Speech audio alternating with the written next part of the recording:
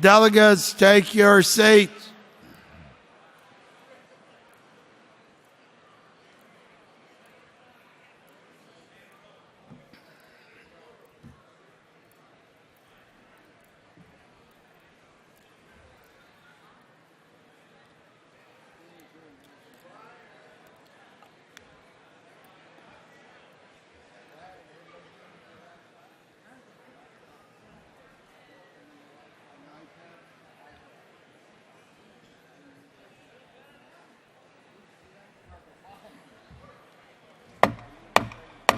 Delegates, take your seat.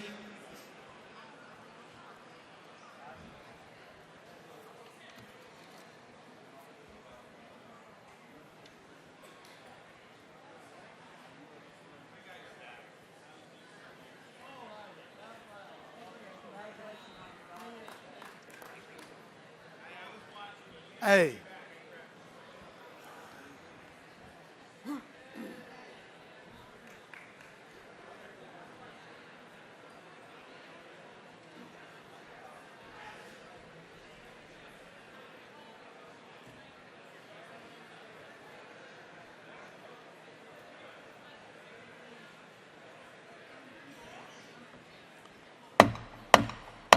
Delegates, take your seat.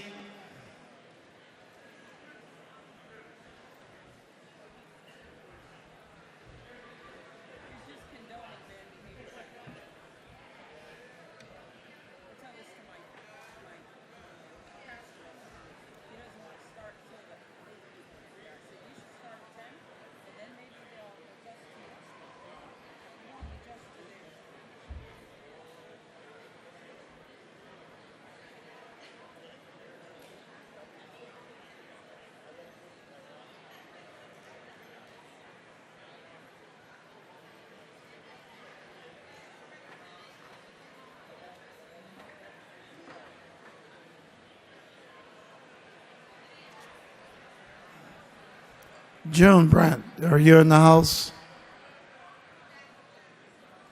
Nancy or June Brent? Brent, B.R. June Brent.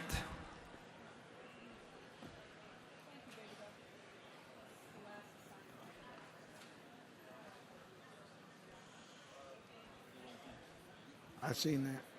I see Nancy. Yeah.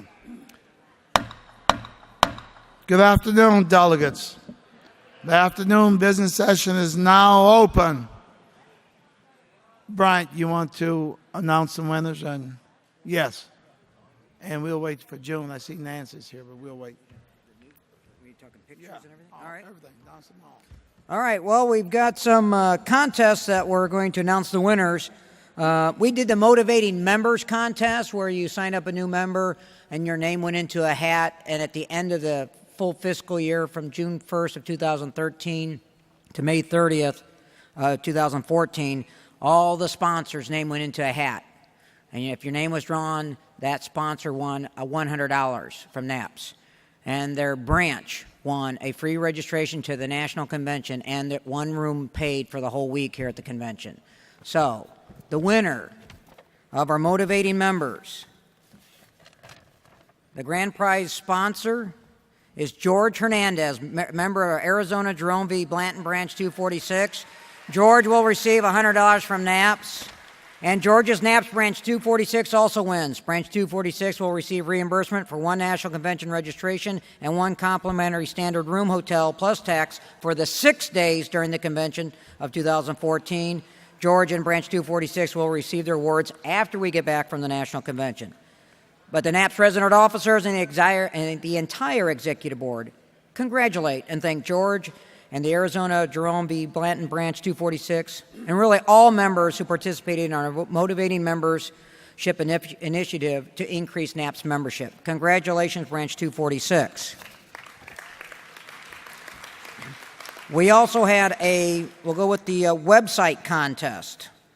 The envelope, just like the Emmys. The winners. Okay. Local NAPS branches did another fantastic job in providing their members with great information through the development of local branch websites. The judging was conducted by an independent professional website designer webmaster who rated the websites on a 4-point scale. The websites were judged on content, which is quantity and quality and conciseness of information, design, aesthetic look and feel in relation to content, and technicality. Now for the winners of the 2014 NAPS Best Website Competition. Third place, earning 3.81 points out of 4, Boston Branch 43. We have a check for you up here if you want to come claim your check. Second place, earning 3.83 points out of 4, Miami Branch 146.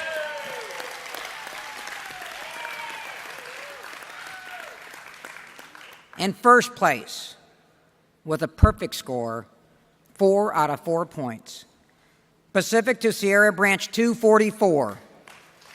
On behalf of the resident officers and the entire executive board, we want to congratulate all our website winners that come up and claim their check and get a picture taken. Correct, Dave? Thank you.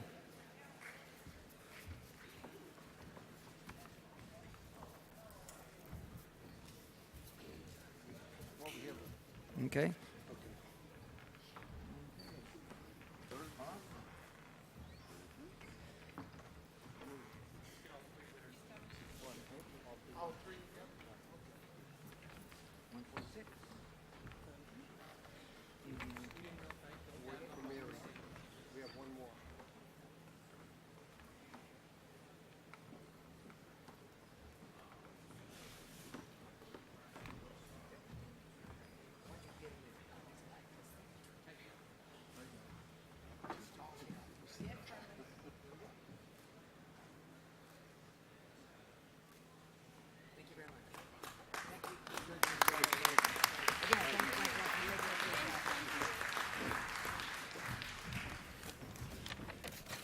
Okay, we have a website contest. We also have a newsletter contest. So we have winners for them. The envelope, please.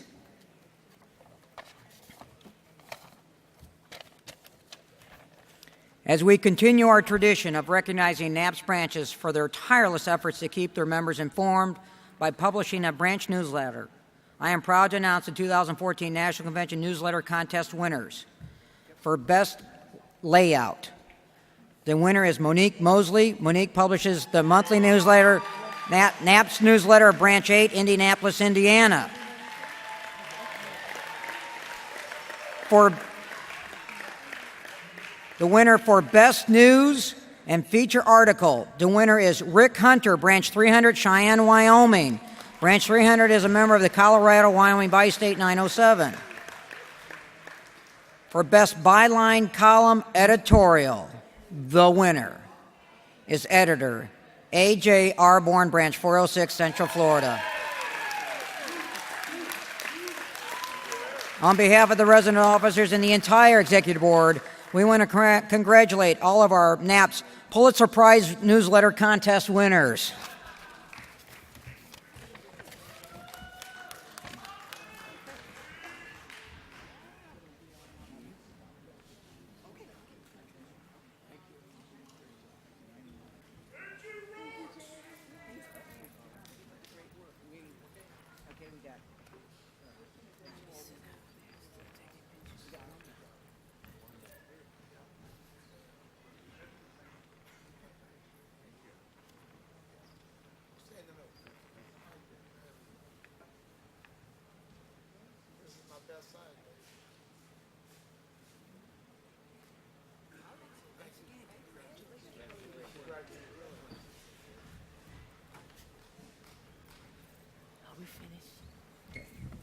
I will turn it over back to you, Louis. Thank you.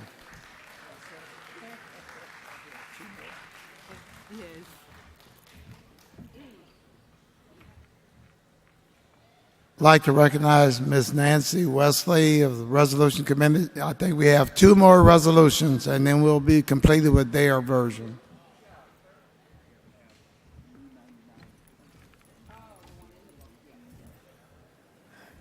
The next resolution is Resolution 99. It is found on page 79. It was formerly Resolution 17 with the Constitution Committee transferred to us. We renumbered it 99. Yeah. And the resolve reads that the NAPS Executive Board shall review all host city nominations and select the best 2 choices to be presented at the National Convention, and be it further resolved that no 2 host city locations shall be selected from the same region. The committee reaffirmed non-concurrence.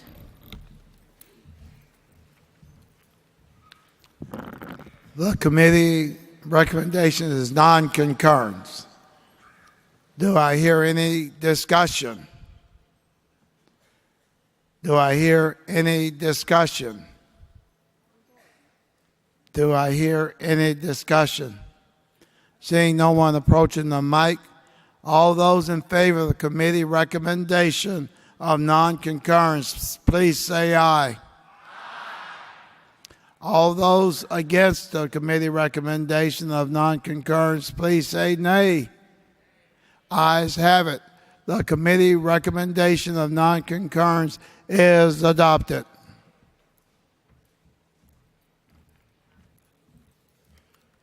The final resolution is Resolution 100. It was a handout. And the resolve reads, resolve that each committee will have at least 1/4 of the committee members be delegates who have not served on any committee in the past 4 years. The committee reaffirmed non-concurrence. The committee recommendations for non-concurrence. Do I hear any discussion?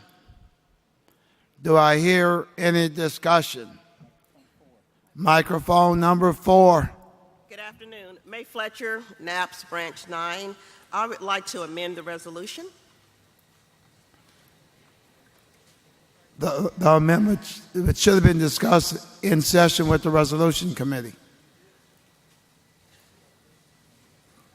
Okay, I was informed that I could bring it before the floor as an amendment. Okay, hold on.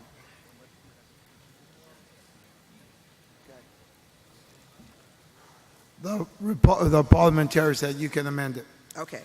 I would like to strike the resolve, which reads that each member will have at least that each committee would have at least 1/4 of the committee members to be delegates who have not served on any committee in the past 4 years. I would like it to read, resolved. Delegates have the opportunity to serve on various committees as observers and/or volunteers to provide a working knowledge base for the various committees, and a line be added to the committee recommendation form.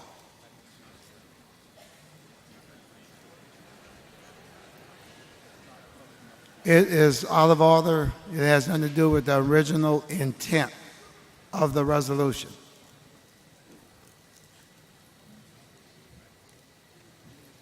Okay, the original intent was to include more members on the committee who had not served previously on committee. No. And in talking with a lot of the committee members, it came up to the fact that if you put a lot of new members on, then the committees themselves would spend more time explaining the procedures of the committee. Yeah. And in this way, they would have that knowledge, and then when they wanted to serve on a committee, then they wouldn't have to go spend time explaining the procedures. I think that's pretty clear that that's what you intend to do, and I appreciate, and I think the membership appreciates that intent as well. In a parliamentary opinion, however, and in the rules of parliamentary procedure, any amendment to a proposition has to be still within the parameters of the original motion, and the original motion only speaks to the idea of assuring that a minimum number of new delegates be placed on the committee, and therefore any amendment has to also speak to that exact same idea. In other words, it would be perfectly appropriate to change the number to 1/8 or 1/2 or specify at least one person, but the amendment has to speak to the original language of the motion. Otherwise, it would be out of order. And of course, that's up to the chair to rule it out of order. I just advise the chair. Mic number 7. Luther Manuel, Branch 548. I disagree with the parliamentarian in the sense that anyone can offer an amendment to a resolution. Perception is up to the person. It would be different if she just brought up something altogether different. It still is within the parameters of what we are discussing. So, if the chair decides to go with the parliamentarian, I will respect that. But I will challenge the decision of the chair. Well, get ready to challenge it, Luther. I Mike. Okay. challenge the decision of the chair. Mike. You're We saying that accept your appeal. it's a All challenge. those who support the chairs, please say aye. All those opposed say no. The appeal has been denied. Mic number 2. Charles Patterson, Branch 497, also a member of Branch 904, the California State Board. I'm speaking con what the committee is actually a suggestion, and that is that there is an opportunity for people who have never been on the board, on the committees rather, to be on a committee. Now, the idea that well, these people don't know and you have to do a lot of explaining, that's what the state conventions are for. That's how they learn to come to serve for the national. So that should not be a rationale that you don't allow at least a quarter of the people to change, because everybody's not going to be here forever. You don't start training them, you just like the post office. Just throw somebody in there without any training and expect them to swim. So I'm not in support of the committee's recommendation. Mic number 5. Good afternoon, Louis. Jason Tatt, Good afternoon. Branch 65. I'm neither pro or con, really.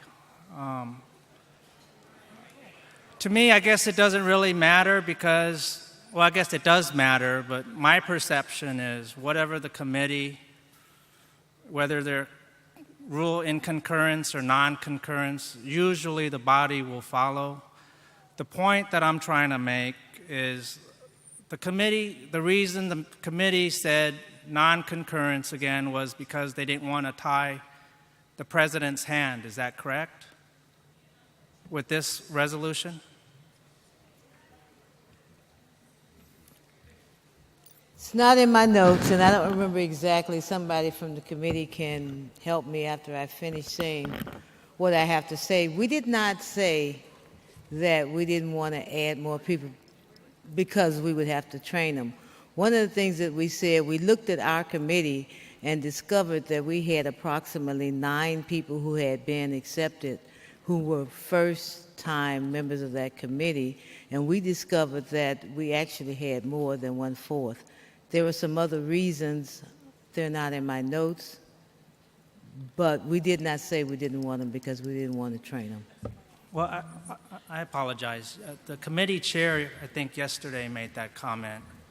My point is, aren't most of these resolutions, aren't we tying the executive board's hand in one manner or another with these resolutions? If we're telling them to act on a resolution, we're tying their hands. So I don't understand how we're tying the president's hand by telling him, hey, look, you got members that want to do it, keep a list. And I've talked to Louis. Louis says, you know what, I will keep a list in the future, those that have put in for committees, instead of throwing it away or not keeping a list. So I got my point across. I don't want to tie Louis' hand. I just want the president, whoever it may be, to be made aware that at every convention, there's always going to be people that first-timers that want to be on committee and other members who's been to their 10th convention who wants to be a committee. So that was my point. And I got that. I got it. Thank you. Mic number 3. Good afternoon, Patty Lynn, Branch 296, Fort Lauderdale, Florida. I rise in support of the committee's opinion of non-concurrence. If you want to put new people on the committee, Louis, when you send out if you want to be a committee member, put an X here if you've never served on a committee. I've been to several conventions. This was my first time on the committee. I think there were 2 or 3 first-timers in our committee. I don't know how you all selected everybody. Ken did an excellent job with the bylaws and Constitution, and it's random. You know, when you say nobody who served on a committee in 4 years, that's crazy. That's saying in the 3rd convention you got to find all new people who've never served in any committee. That's hard to do. Thank you. Mic number 4. Jeff Chris Foley, Branch 36, Kansas City, Missouri. Call for the question. Question's been called for. All those in favor of calling for the question, please say aye. Aye. All opposed, say nay. Ayes have it. Question been called for. All those in favor of the committee recommendation of non-concurrence, please say aye. Aye. All those opposed, say nay. Ayes have it. The committee recommendation for non-concurrence is adopted.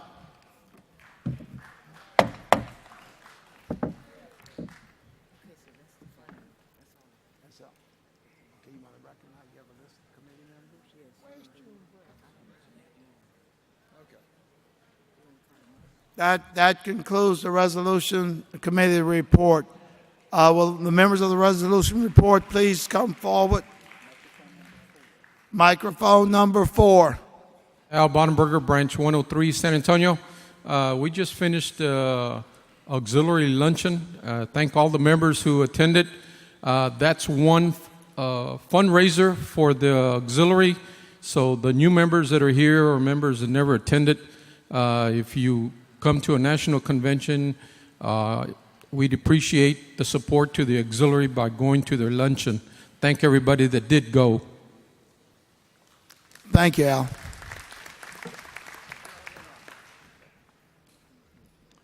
I've been notified the ballot committee is on their way.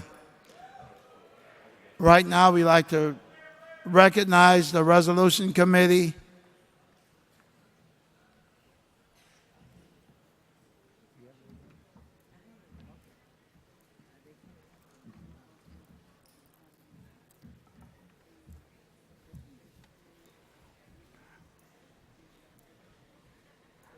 They're coming up.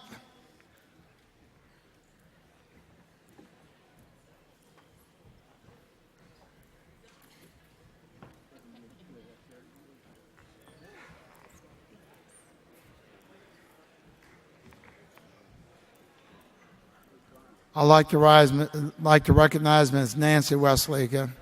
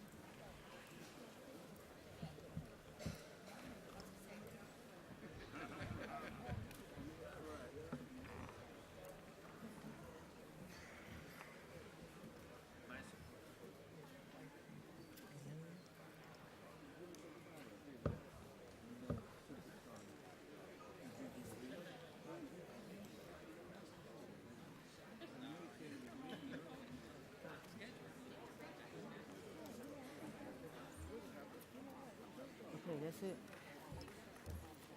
I believe we're all here. On behalf of Bernie McCarthy, the chairperson who had to leave early, and myself, I want to say that we were ecstatic about the opportunity to work together again on the Resolutions Committee. Bernie and I are actually crazy about the Resolution Committee. It's a lot of work, but it is a labor of love, and we are very pleased. We find it a privilege as well as a pleasure to have been chosen for this task. And now I'd like to introduce the members of the Resolution Committee. Don Bailey, Branch 1. Dorothea Bradley, Branch 127. June Marie Brandt from Branch 526. Brian Crow, Branch 14. Cheryl Ann Franco, Branch 296. Angela Garland, Branch 909. Carmen Hughes, Branch 925. Deborah Johnson, Branch 88. Marilyn Jones, Branch 39. Kurt Malcolm, Branch 321.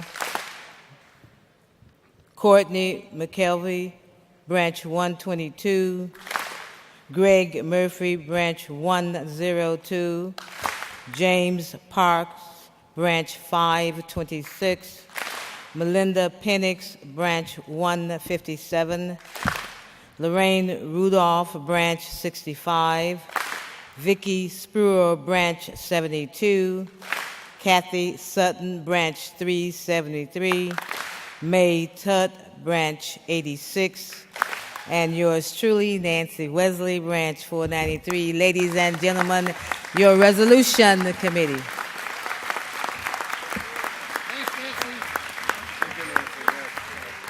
Thank you for the marvelous work you've been doing.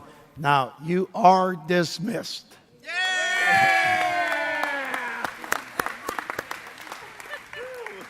Recognizing the ballot committee is back in, I'd like to recognize Roe.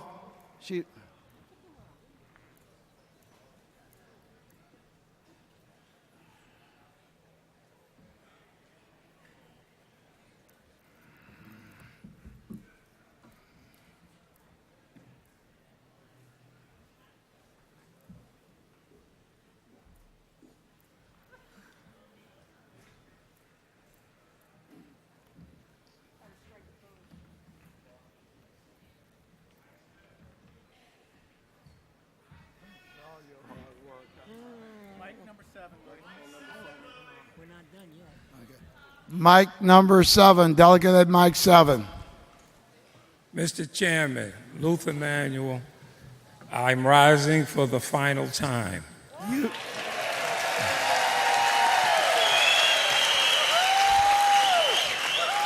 Put that in writing.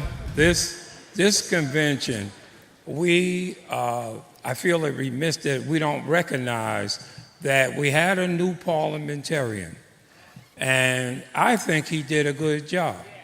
Excellent. What I would like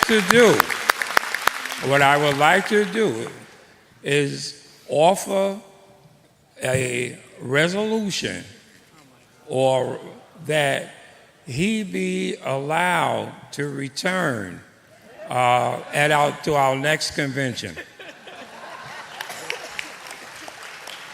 Thank you, Luther, but he says he'd rather receive the money from you. And second, he's already been offered that. So thank you. Oh, all right. You did a good job. He came from a great parliamentarian, Mr. Franklin Blackstone. That's what he was recommended. After speaking on the phone a couple of times, I knew he would just adapt and become our parliamentarian for another 60 years. So, thank you.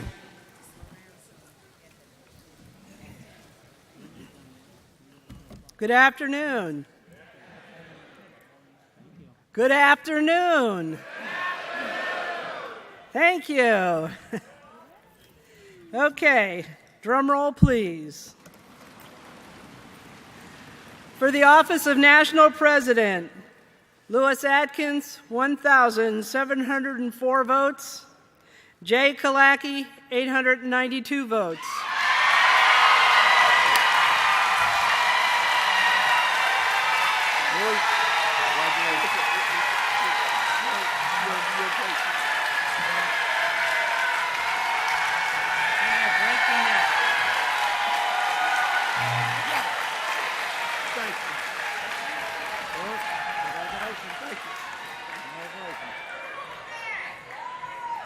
National Executive Vice President, Ivan Butts, 1,956 votes. Jaime Elizondo, 638 votes.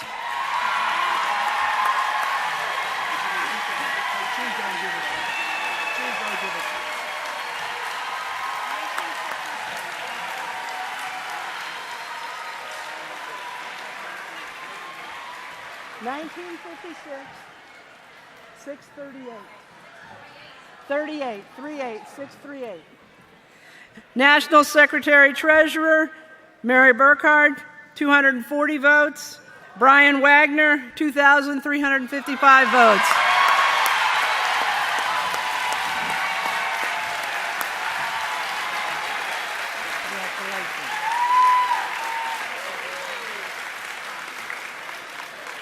National Convention Site, Denver, Colorado, 784 votes.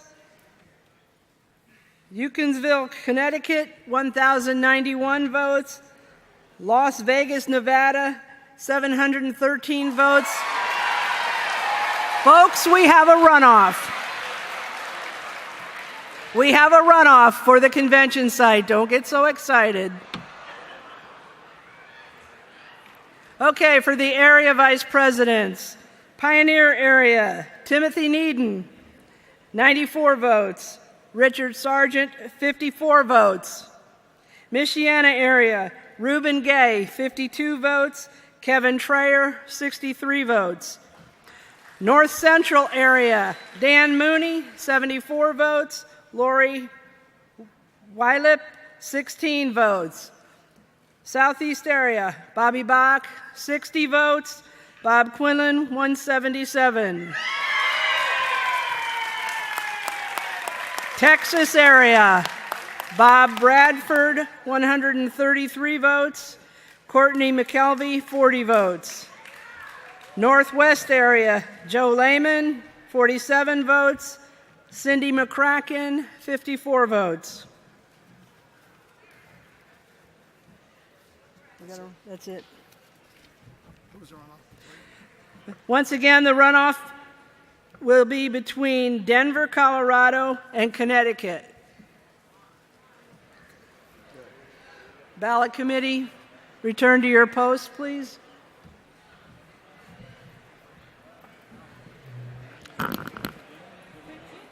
Okay, once they get in place, all I can say is thank you, thank you, thank you. I love you.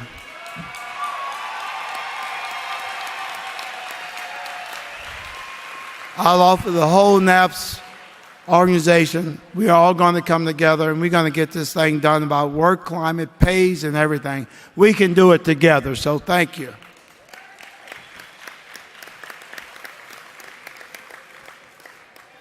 I'm always here to serve everyone.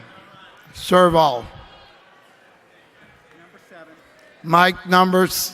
Mike, Luther, you promised. I'm not going to even recognize you now. Luther, Mike, number 7.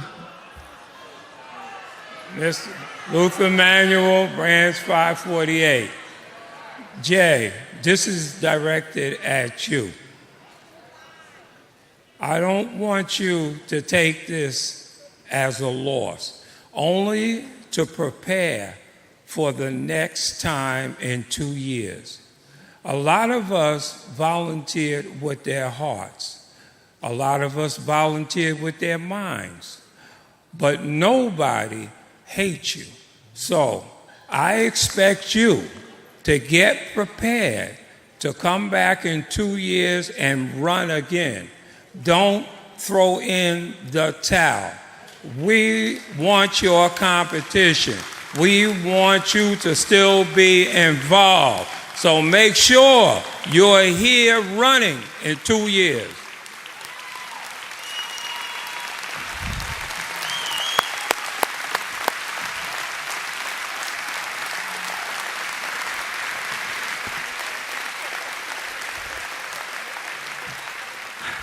I don't want us to go through this next 2 years. I might still be running too there, Luther.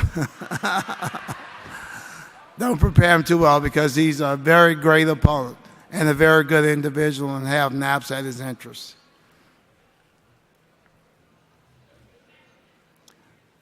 Okay, are the stations set up? Ballots already prepared, so I'm going to turn it over to Brian, and we'll start up the clock immediately after he announces the last vote and strength.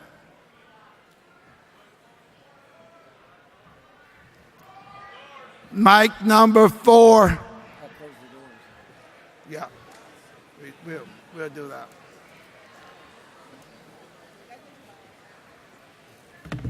Mic number 4. Al Bonneberger, Branch 103. Are we going to secure the doors as before? Yes, we are. I just got the paperwork out.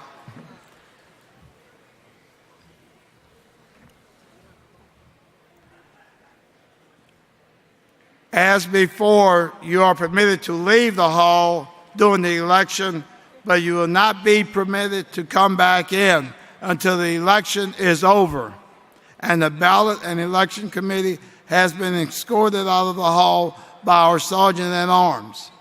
With everyone casting ballots in the runoff election for the convention city,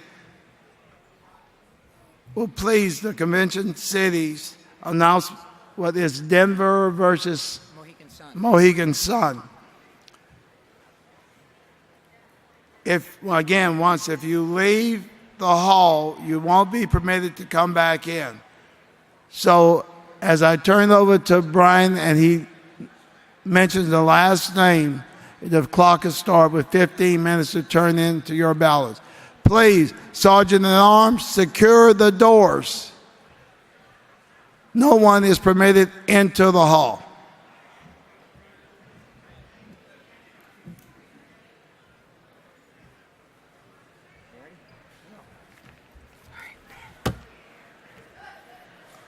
All right, let's do it again.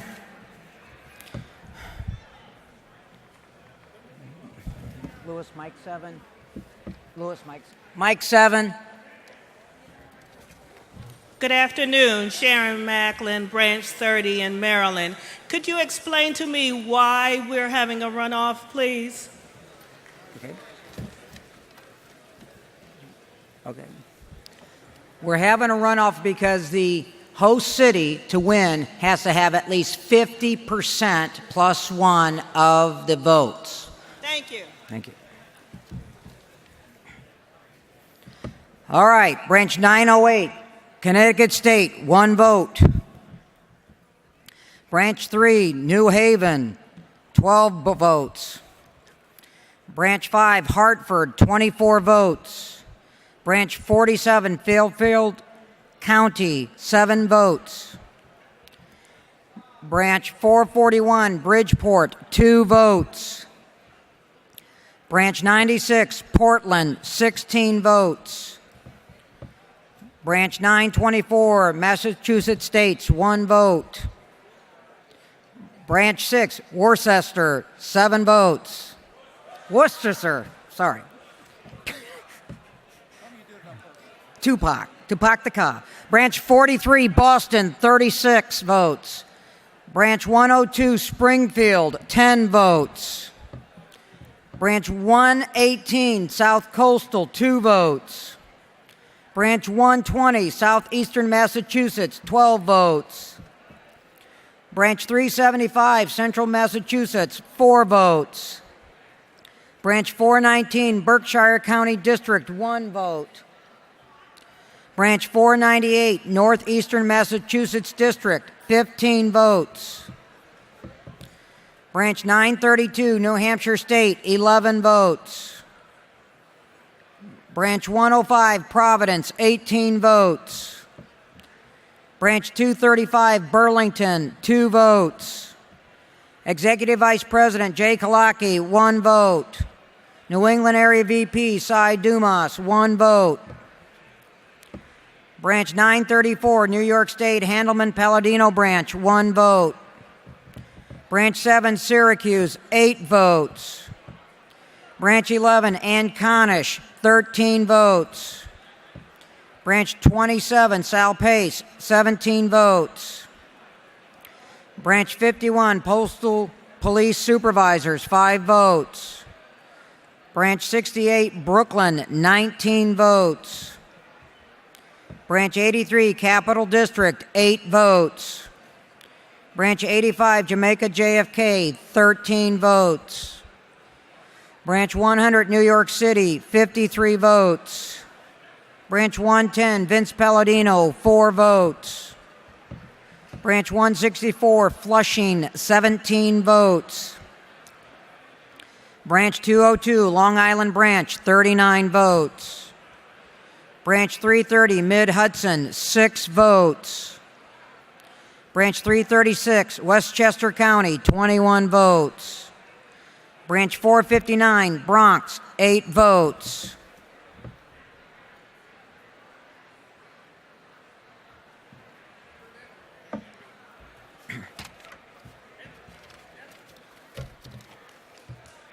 Branch 216, San Juan, 17 votes. Northeast Region VP, Thomas Roma, 1 vote. New York Area VP, Jim Warden, 1 vote. Branch 909, Delaware State, 8 votes.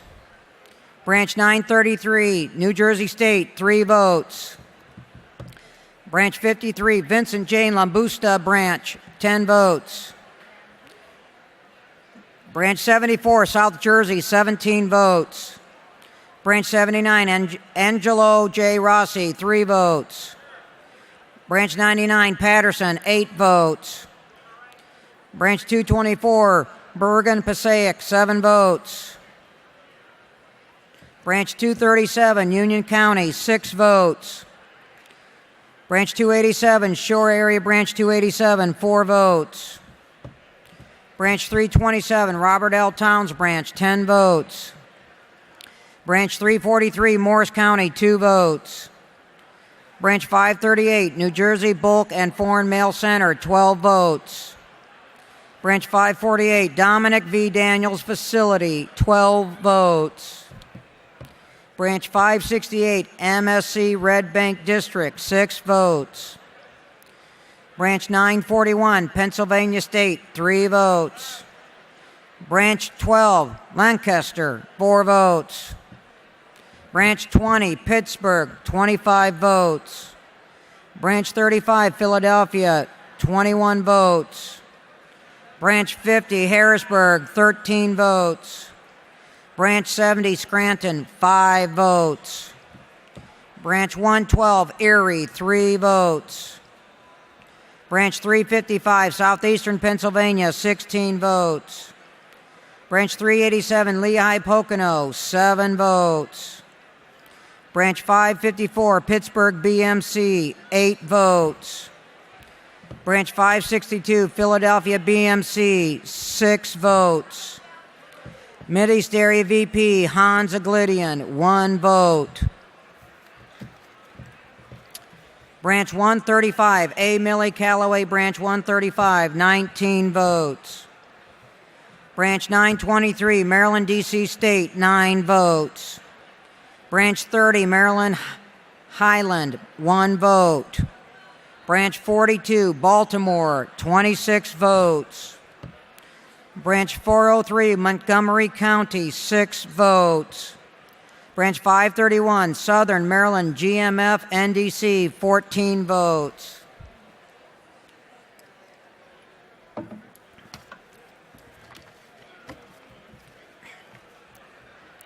Branch 592, Suburban GMF, 3 votes. Branch 936, Carolinas Bi-State, 6 votes. Branch 151, Asheville, 2 votes.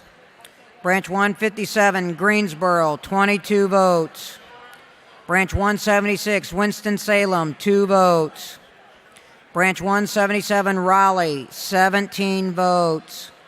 Branch 183, Charlotte, 21 votes. Branch 248, Wilmington, 3 votes. Branch 299, Fayetteville, 5 votes.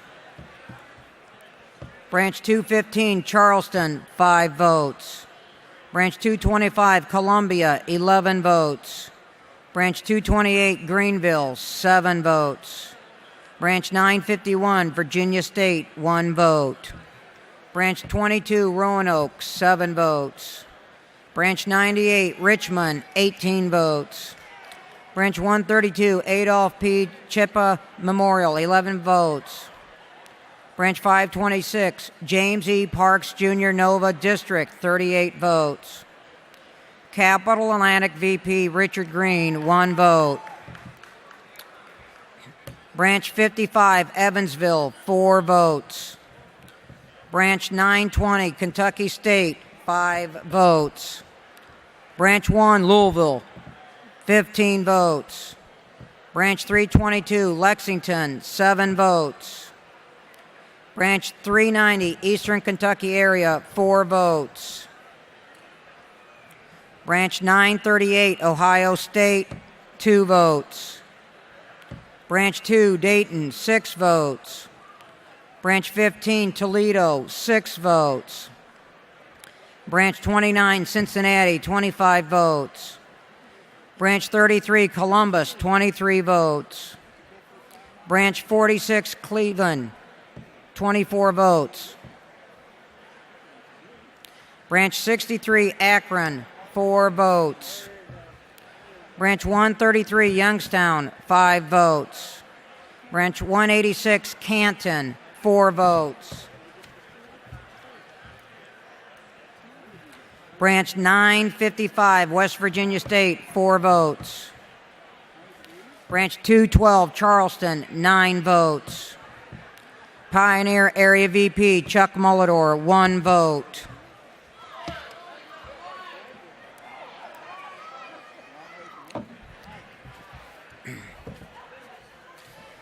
Branch 917, Indiana State, 2 votes. Branch 8, Indianapolis, 22 votes. Branch 169, South Bend, 3 votes. Branch 171, Gary MSC, 4 votes. Branch 204, Fort Wayne, 4 votes. Branch 576, MSC Muncie, 2 votes. Branch 925, Michigan State, 1 vote. Branch 923, Detroit, 20 votes. Branch 130, Grand Rapids, 12 votes. Branch 140, Flint, 3 votes. Branch 142, Southwestern, 5 votes. Branch 152, Lansing, 5 votes. Branch 268, Southeastern Michigan, 10 votes. Branch 361, Muskegon, 2 votes.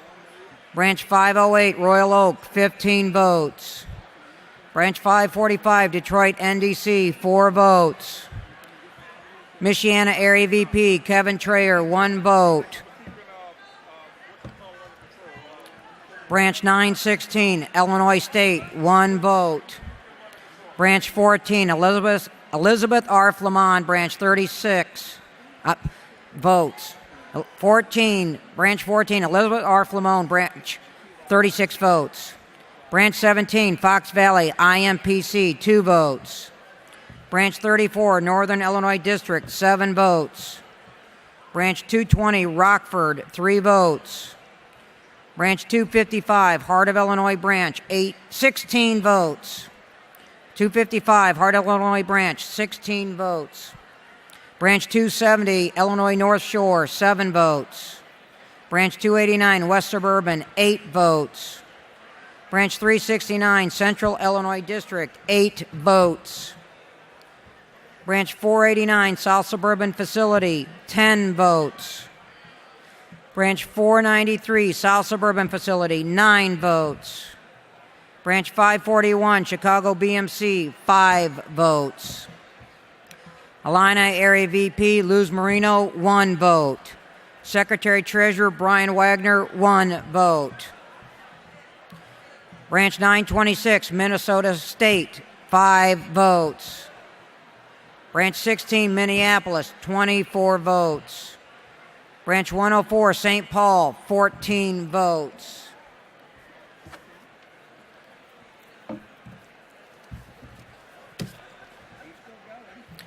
Branch 946, South Dakota State, 8 votes.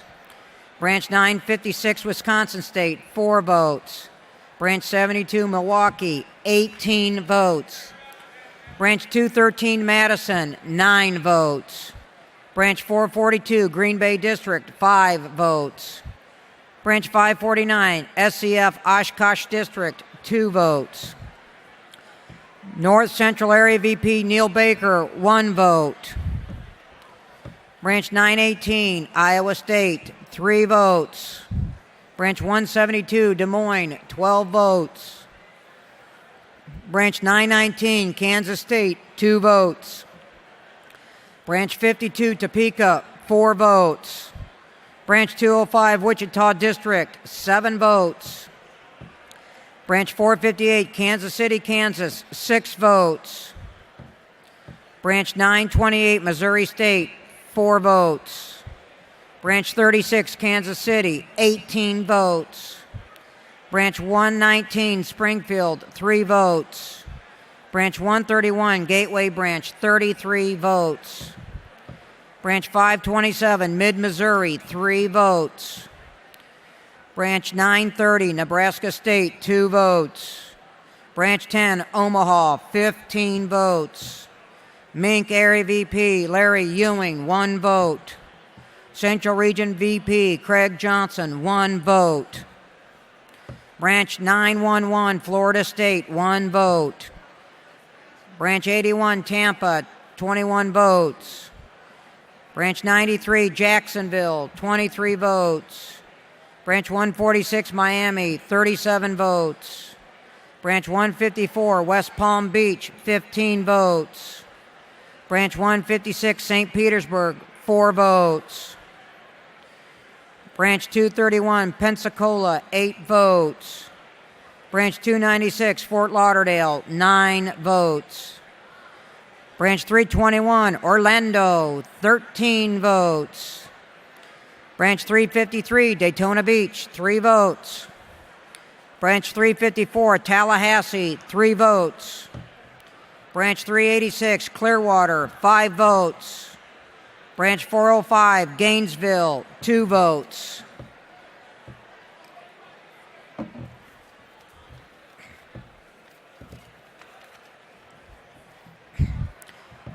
Branch 406, Central Florida, 12 votes.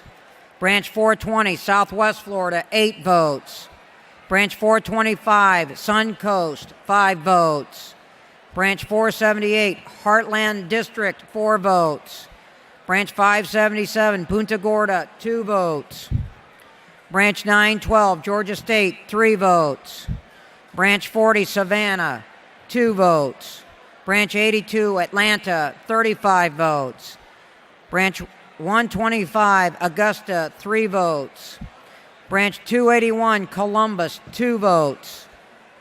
Branch 567, Atlanta, NDC, 4 votes. Branch 595, North Georgia District, 11 votes. Southeast Area VP, Jerry Sebastian. Southern Region VP, Tim Ford, 1 vote. Southeast Area VP, Jerry Sebastian, 1 vote. I forgot to say the vote. Branch 901, Alabama State, 5 votes. Branch 45, Birmingham, 15 votes. Branch 208, Montgomery District, 5 votes. Branch 399, Huntsville, 3 votes. Branch 921, Louisiana, Mississippi Bi-State, 4 votes. Branch 73, New Orleans, 14 votes. Branch 170, Shreveport, 4 votes. Branch 209, Baton Rouge, 8 votes. Branch 421, Lafayette, 3 votes. Branch 199, Jackson, 7 votes. Central Gulf Area VP, Roy Boudouin, 1 vote. President Lewis Atkins, 1 vote. Branch 904, Arkansas State, 4 votes. Branch 173, Pulaski County, 11 votes. Branch 939, Oklahoma State, 2 votes. Branch 80, Oklahoma City, 14 votes. Branch 174, Tulsa, 7 votes. Branch 947, Tennessee State, 1 vote. Branch 32, Middle Tennessee Branch, 15 votes.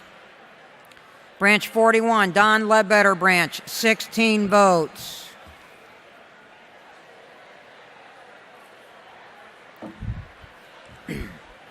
Branch 97, Chattanooga, 6 votes. Branch 165, Knoxville, 7 votes. Branch 555, Memphis, NDC, 3 votes. Cotton Belt Area VP, Cherie Green, 1 vote. Branch 948, Texas State, 11 votes. Branch 9, Austin, 12 votes. Branch 49, Golden Triangle, 3 votes. Branch 86, Dallas, 35 votes. Branch 103, San Antonio, 19 votes. Branch 122, Houston, 27 votes. Branch 124, Fort Worth, 24 votes. Branch 136, El Paso, 5 votes. Branch 203, Waco, 2 votes. Branch 229, Corpus Christi, 5 votes. Branch 265, Lubbock, 3 votes. Branch 428, North Texas, 10 votes. Branch 559, Dallas, NDC, 7 votes. Branch 589, North Houston, 9 votes. Texas Area VP, Jaime Elizondo, 1 vote. Branch 435, Anchorage, 8 votes. Branch 915, Idaho State, 6 votes. Branch 929, Montana State, 9 votes. Branch 940, Oregon State, 1 vote. Branch 66, Portland District, 22 votes. Branch 275, Capitol Branch, 4 votes. Branch 276, Southwest Oregon, 5 votes. Branch 954, Washington State, 2 votes. Branch 31, Tacoma, 7 votes.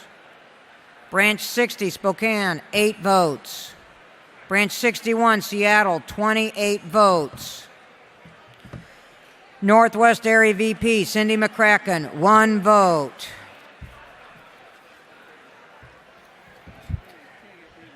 Branch 903, Arizona State, 903, 1 vote. Branch 246, Arizona Jerome V. Blanton, 28 votes. Branch 376, Southern Arizona, 7 votes. Branch 517, Mesa, 3 votes. Branch 907, Terry G. Brady Memorial Branch, 1 vote. Branch 65, Mile High Metro, Colorado, 42 votes. Branch 141, Colorado Springs, 5 votes. Branch 557, Northern Colorado, 2 votes. Branch 561, Denver, NDC, 4 votes. Branch 249, Reno, 5 votes. Branch 463, Las Vegas District, 18 votes. Branch 934, New Mexico State, 1 vote. Branch 295, Albuquerque, 15 votes. Branch 949, Utah State, 1 vote. Branch 139, Sundance Branch, 16 votes. Branch 300, Cheyenne, 3 votes. Rocky Mountain Area VP, John Aceves, 1 vote. Branch 905, California State, 2 votes. Branch 39, Los Angeles, 38 votes. Branch 77, Sacramento, 24 votes. Branch 88, San Francisco, 29 votes. Branch 94, San Jose District, 14 votes. Branch 127, East Bay District, 29 votes. Branch 159, San Diego, Motomi, Branch 159, 26 votes. Branch 197, Central Valley, 6 votes. Branch 198, Long Beach District, 8 votes. Branch 210, Napa, Salona County District, 2 votes. Branch 239, Richmond, 1 vote. Branch 244, Pacific to Sierras, 30 votes. Branch 266, Southern California Bay District, 9 votes. Branch 274, Fresno, 6 votes. Branch 373, Al Navarro, Quad County, 38 votes. Branch 466, San Bernardino District, 14 votes. Branch 497, North Coast, 5 votes. Branch 214, Honolulu, 14 votes. Pacific Area VP, Hayes Cherry, 1 vote. Western Region VP, Marilyn Walton, 1 vote. This concludes the reading of the roll call. The polls will close in exactly 15 minutes. This means every delegate in this hall will have at least 15 minutes to which to cast their ballots. I am now starting the large digital countdown clock you see on the big screens. That is the official time clock. Thank you.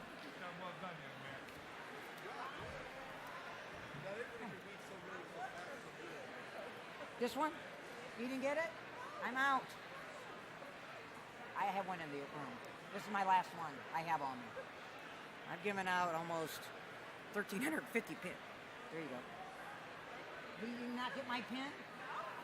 You also get an ice cream coupon you have to use today at the Sunshine Deli.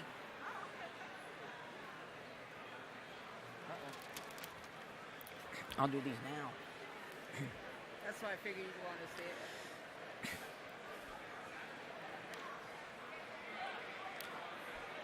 We have a lost item. Dawn Hanson from Branch 66, Portland, Oregon, of the Northwest area, lost her badge with her banquet ticket in it during lunch. So if you find a badge for Dawn Hanson from Branch 66, please bring it up to the front. It has her banquet ticket. Thank you. You weren't really surprised, were you? On. Thank you. Yes. That I don't know. Hang on.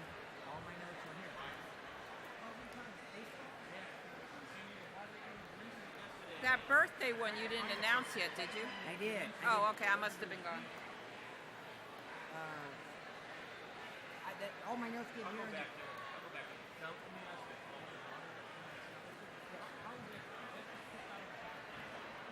What's up, Lloyd? And we draw. And our property managers who are here, Ryan just they do the took a drawing. breath, so you can everybody get gets him a to number. vote. We go to the random calculator on the computer, and we do the range. And she hits the button, and I, the staff, and her office, and we had We were Deborah talking Holly, about that who was last on night. And they witnessed. So I have it all documented. So Well, it's all not ran. something. It's not something you can really advertise. But there was conversation. Yeah, last night after my second margarita, that was the topic of conversation. That's a good reason to go to committee. Yeah, really.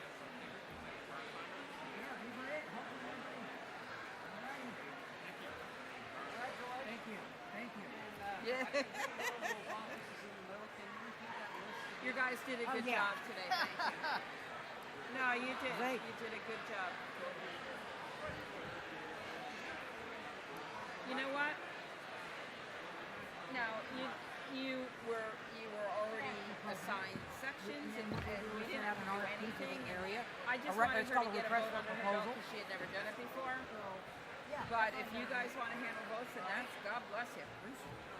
Congratulations. Thank you. It's been fun. You had a Good to get to plan know and you. it Let me ask you followed this. through. No, it was.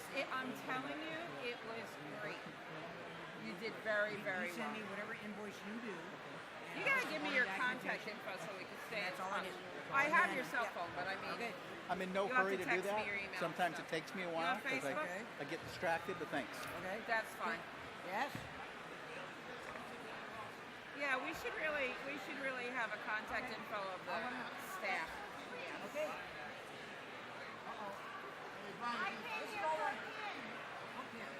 Well, yeah, that was the Not right committee. now. Yes. Well, I have your cell phone. I'll give you my email. I'll text you my email so we can plan for the next attack. I will Plan have for the someone with next me attack in Baltimore. Yes. In I mean, National I understand. Harbor, actually. And I have my group giving It's not stuff in out. Baltimore. It's about the harbor, National Harbor. It's about 45 minutes from Baltimore, but it's right over the bridge. That has to be used tonight. I won the weekend at Gaylord at the last convention, and we stayed there last summer, and it's a fantastic facility. Oh, okay. You have to go to the Sunshine Delta. Oh, all right, because the Gaylord had multiple Gaylords. They took over all the Gaylords? Or just that one? Oh, all right. Yeah. We had a fantastic time.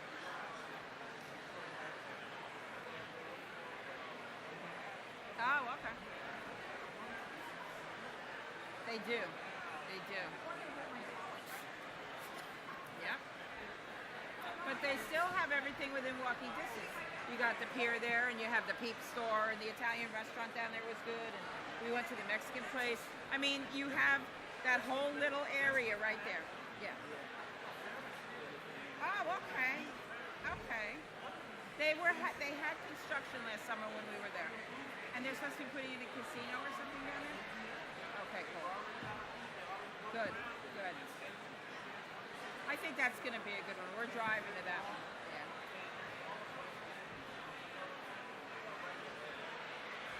God bless you. Who's the host branch for that? Your branch? Oh, okay. Oh, all right. Yeah. It's right on the border.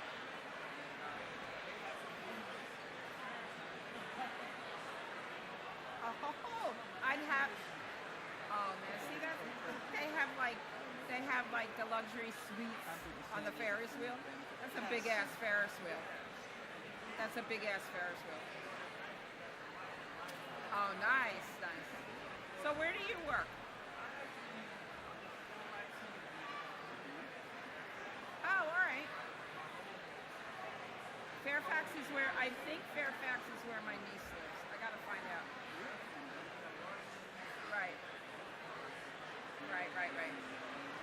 Right. You're right in the crotch. Yeah.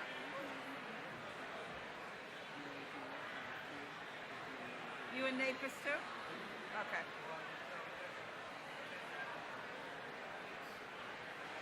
I know we have the convention in 2 weeks.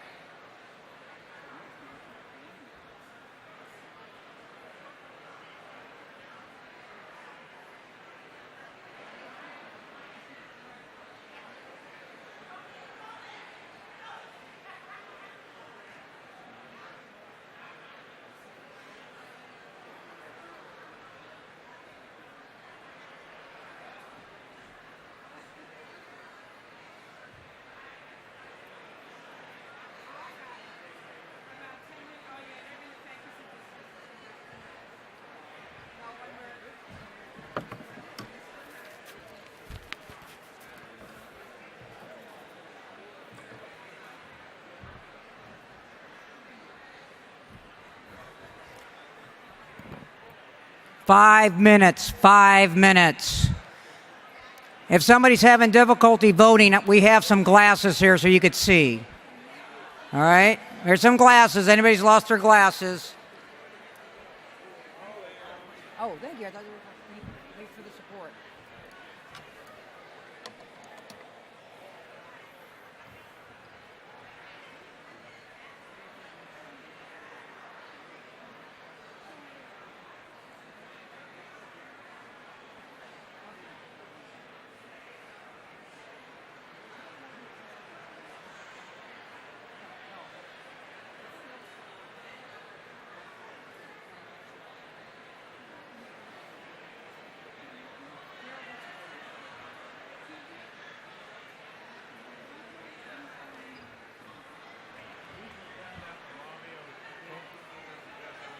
No. We have some sunglasses that were found in a green holder. So if you've lost some sunglasses, there's no money in it, Mr. Ford.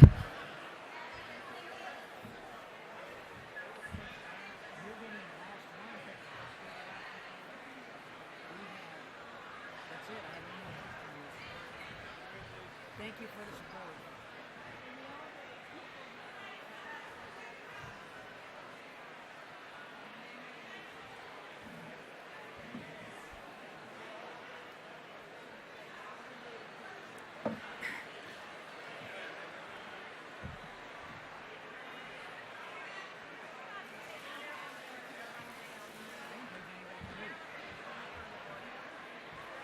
Carolyn Williams, will you please come up to the podium? Carolyn Williams.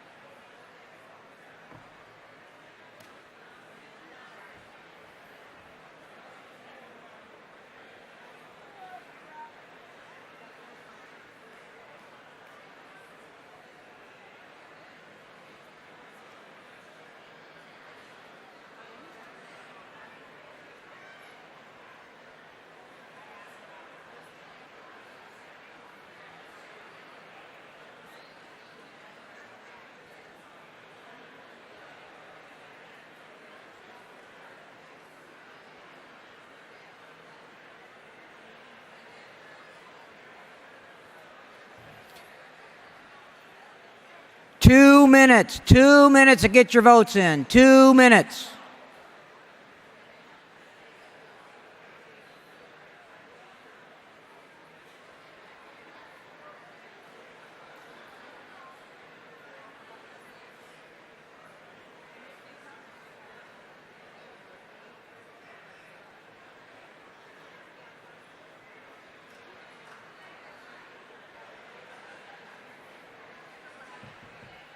Hi.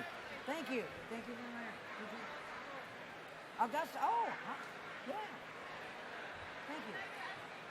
Did you get my pen? I'm out of pen, so you go to the Sunshine Deli tonight. You got to get it today. You need a free ice cream bar. Yes.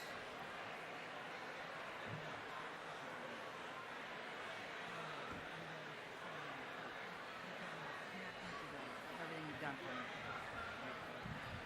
me. 1 minute. 1 minute.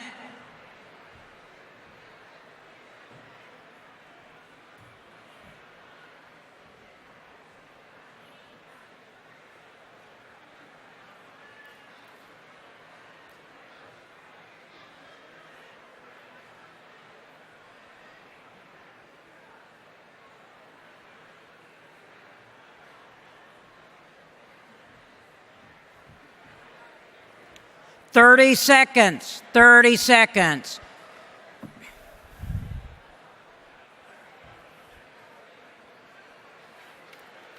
Twenty seconds.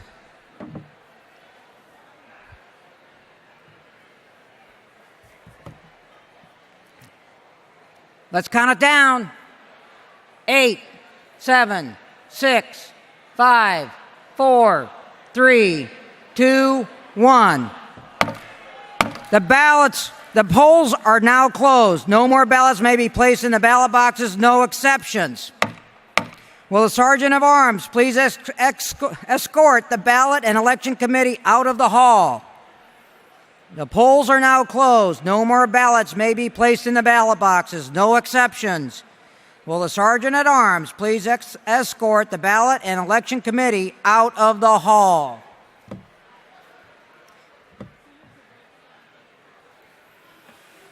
We still have some sunglasses up here and somebody else's reading glasses. They're very nice sunglasses. That would be fine. We'll wait for the ballot committee to read up. Oh, you're here. You can take over because you're... Man. Okay.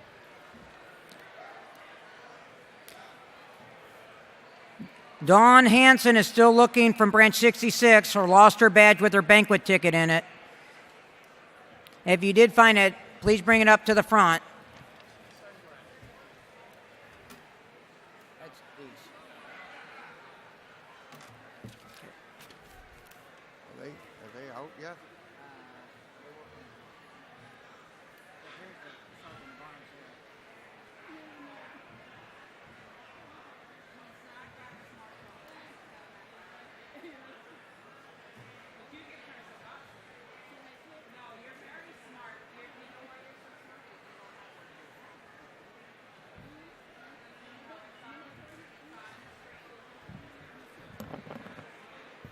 Microphone number 10.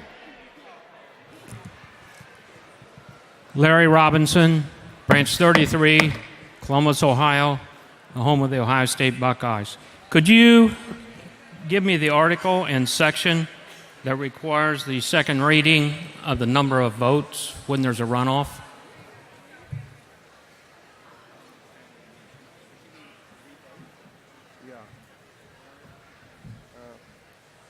Got it? Go ahead,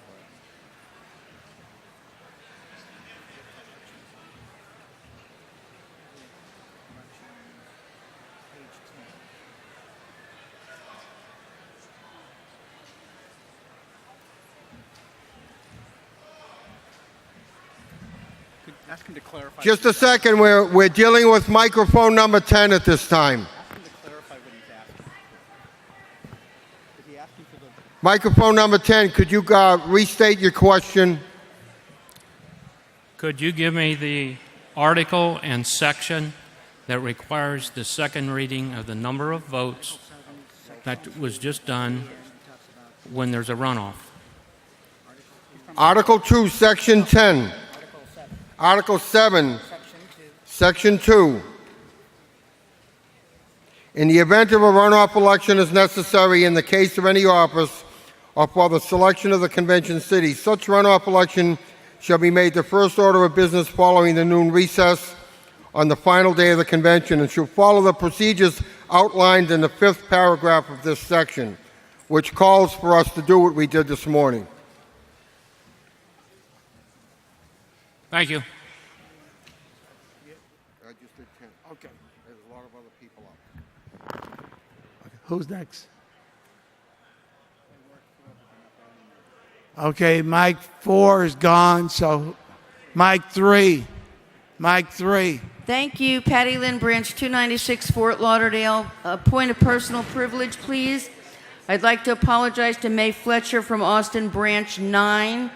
I probably was a little too harsh with her proposed resolution.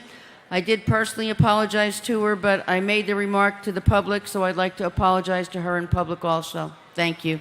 Thank you, Patty. Mike number 6. Ladies and gentlemen, my name is Tim Ford, Southern Region Vice President. After the results of this election, there are 3 people in the Southern Region that were members of the Executive Board that will not be there this time right now. It's Jaime, Jerry. Where's that little boy from Louisiana? Where are you at, Roy? Back there. I want to publicly acknowledge the work that they have done over the years. It has been a terrific opportunity for me to work with them and watch what they have done. They've been co-workers, they've been board members, but most of all, they've been my friend. Thank you all very much for all the help you've given me. I'll miss them all. They had a great team going. Mic number 9. Keith Dinsmore, Boston Branch 43. If there are still any more first-timers and first-timers only, please, who need the coveted Boston pin, please come over and see me now. We have a bunch to give away. Please save me one, but I'm not a first-timer.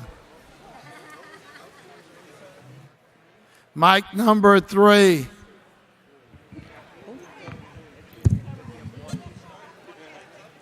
Good afternoon. My name is Vanessa Cobb, Branch 354, Tallahassee, Florida. I am a first-timer, and I just stand to say that I have really enjoyed my first national convention here in San Diego. I would also like to say that the one thing that I will take back to my fellow members of Branch 354 is that we need to learn to work together. We are a family, and we need to take care of ourselves, because after listening to all the other branches here, I think the post office is doing the same thing to everybody. So we need to learn as the Knapp's family to stick together. And also, to all the men that are wearing pink, you look really nice today. Thank you.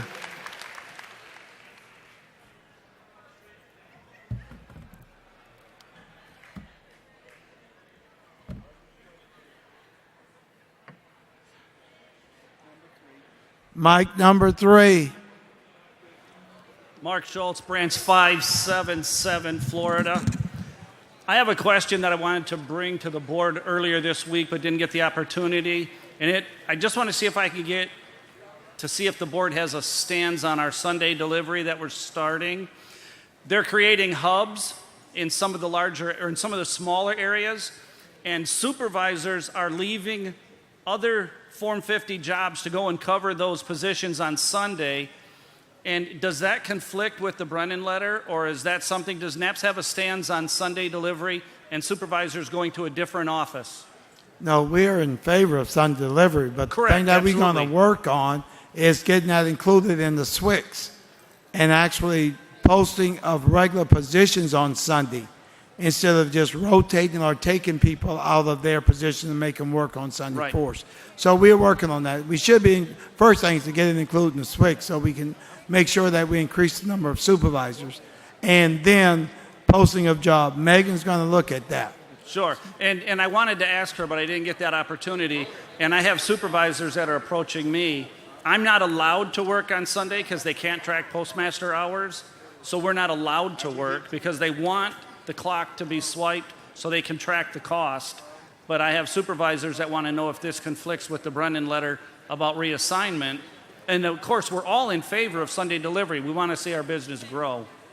No, right now it's not in conflict with the letter.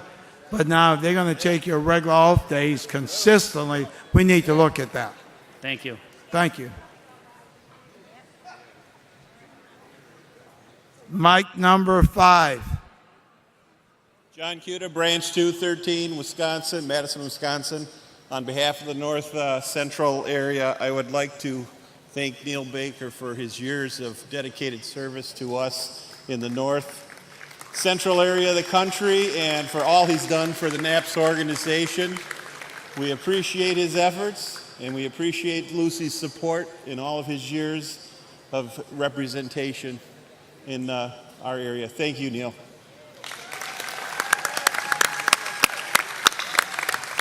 He will be missed on the National Executive Board. He added a lot since day one he's been there. We'll miss Neil. Mic number 8. Jim Jordan, Branch 1. I'd like to address the Amazon issue. We really need to protect what's ours, the same as the clerk craft and the carrier craft protect what's theirs by having delivery people deliver and clerks do the processing. We've had run up on some issues where they're saying, well, let a clerk do the 705 work. They're not getting any higher level pay. They're not on a 1723, but they're punching over, doing, showing that they're doing the 705 work without having the EAS do it. Thanks for those comments. We'll be looking into that. If you don't mind, could we send the National an email concerning that? Because it is important that we protect our own jobs. Mic number 3. Mr. President, Luther Manuel, I'm sorry.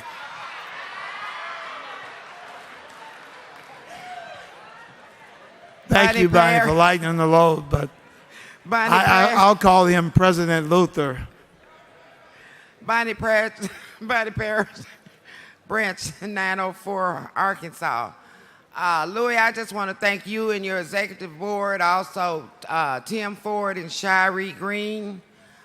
We were informed out of Arkansas today for what I told Megan on yesterday. They shook up. They got a team coming into Arkansas after Labor Day, and I just want to tell my sisters and brothers, go through the channels. If you don't get any results, go to Louis, go to your area VP, and let's go up. We'll get results as a team. Thank you for those comments, Bonnie. Mic number 1. Good afternoon. My name is Lenita Pitts, Chicago Branch 14. I would like to make a mention of something that was mentioned during one of our caucuses that I think is an untapped treasure for us. I am a Chicago District former employee, but in 2000, I transferred to the Office of Inspector General and became an auditor. All those years I was an auditor, I still was a strong and committed member of NAPS. And there are lots of supervisors that had left the regular districts and have gone over to the OIG. In the past, it had been somewhat shunned upon for us to try to solicit members there. But I think this is an opportunity for us now to try to, again, increase our membership rolls.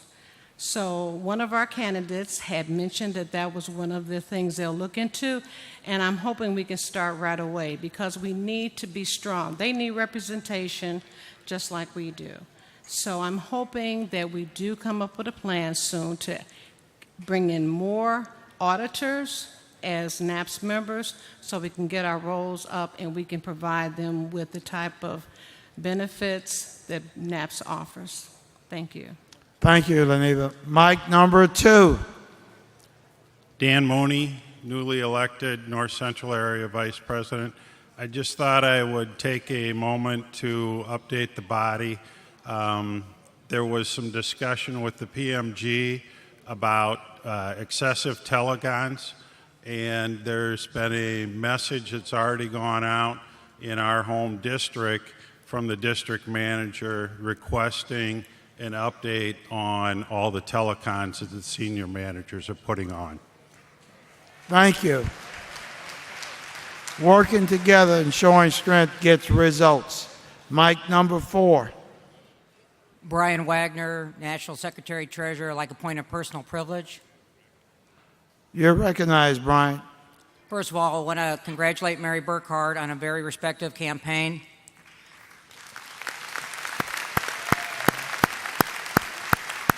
I want to thank the members and the delegates for another term of re-election.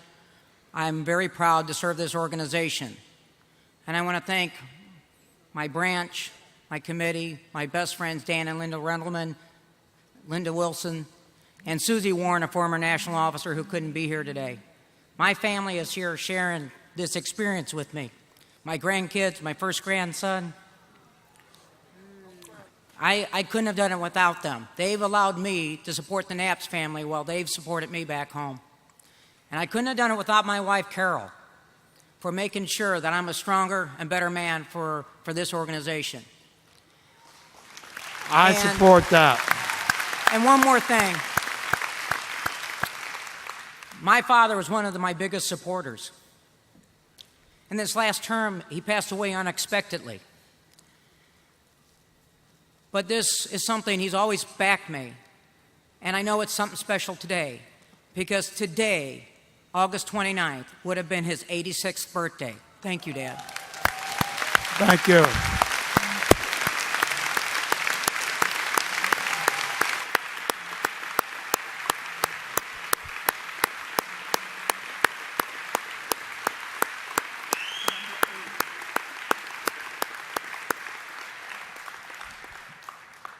Mike number 8. We're Branch 139, Salt Lake City, and former member of the Executive Board. We still have some unfinished business.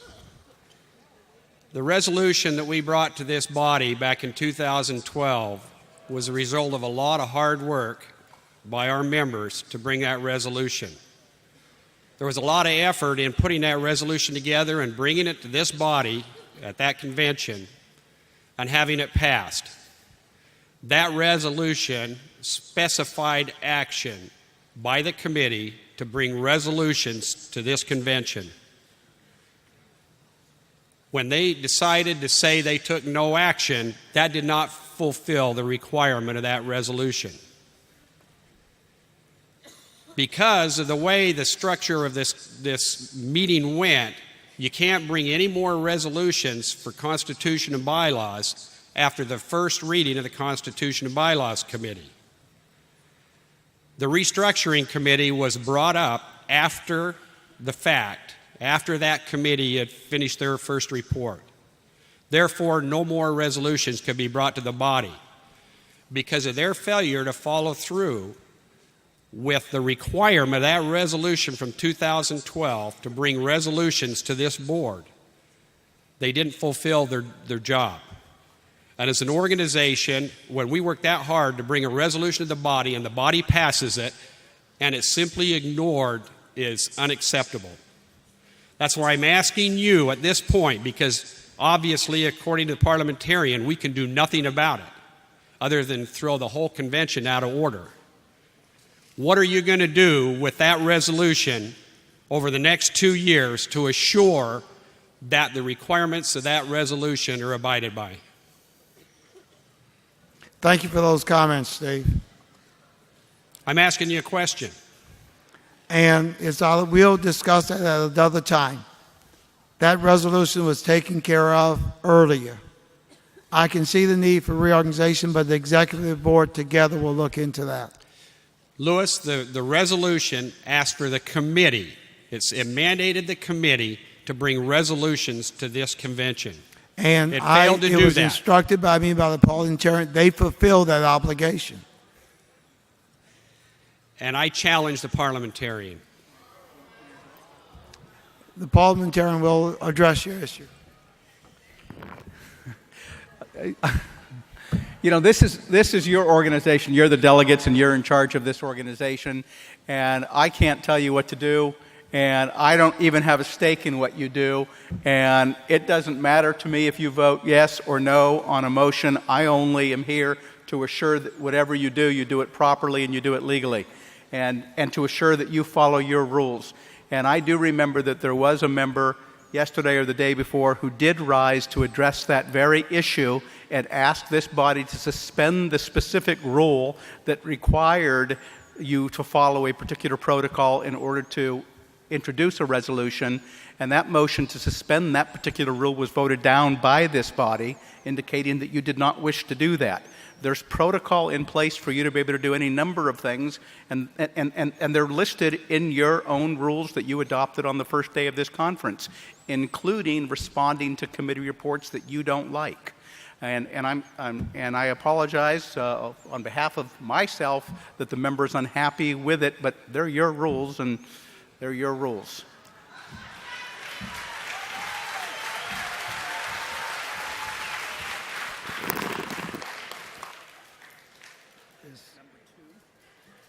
Delegate at Mike 2. Mr. Chairman, my name is Ivan Butts, Executive Vice President-elect.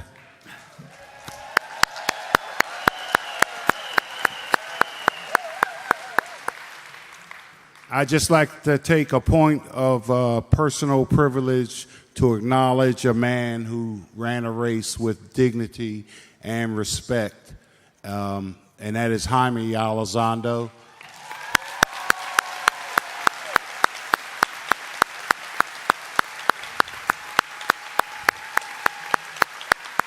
I commend him on running a professional campaign with no backbiting or down talking of myself, and I did the same thing in campaigning. I believe we showed that we can be your leaders and be that with dignity and respect to one another. So I thank you, Jaime. Thank you, Ivan, for those comments. Delegate Mike 3. Good afternoon, Delegates. Jay Kalaki, member of Branch 43 in Boston. I want to congratulate Louis on his re-election as national president. Thank you, Jay. Thank you very much. And I also want to thank the members of New England for first sending me to be on the executive board in 1998, and the membership at large in this organization who have allowed me to serve you for the past 8 years as a resident officer. I wish this organization well, and I wish you all the success in the world, all the incoming board members. Thank you. Thank you, Jay.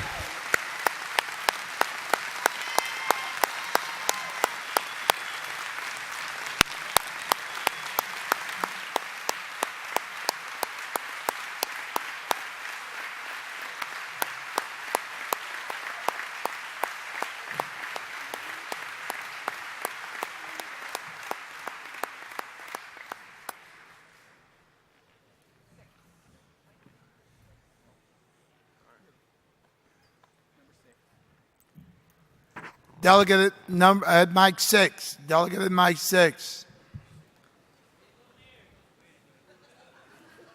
Antonio Cuevas, formerly Branch 183, currently at Branch 299 in Carolinas by State 936. I promise this will be the last time I rise to the mic. I want to exercise my right to personal privilege. And I will keep my promise, by the way. Couple things. First and foremost, and I know we'll probably get around to it this afternoon, but let's show some love for San Diego. Yeah.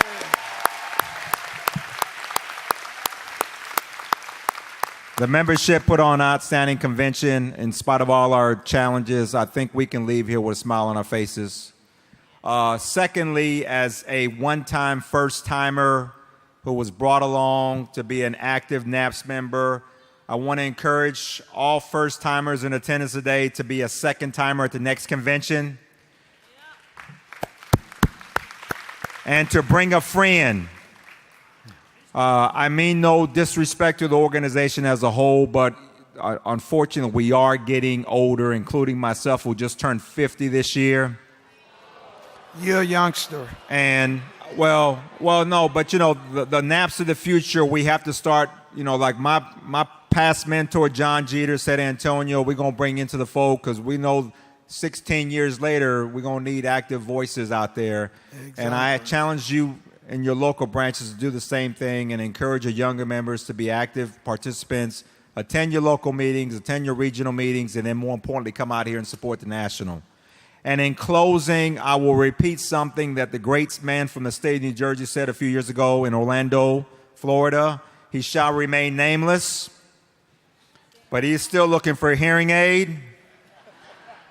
He challenged the resident officers to take us in the next 2 years where we failed to go in the previous 2 years. So I challenge you going forward that you understand you've been given a directive and a mission to make our organization better, stronger, and to make the Postal Service respond to our needs. Because the next time we get together, our pay package will have expired, and we would like to have a continuation of MPA into the near future, especially for at least the next year's 6 years and 6 months. Thank you. God bless. Thank you, Antonio. Mike number 4. Neil Baker, Branch 104, former member of the executive board. You know, all of you are my friends in this room, and we've had our differences.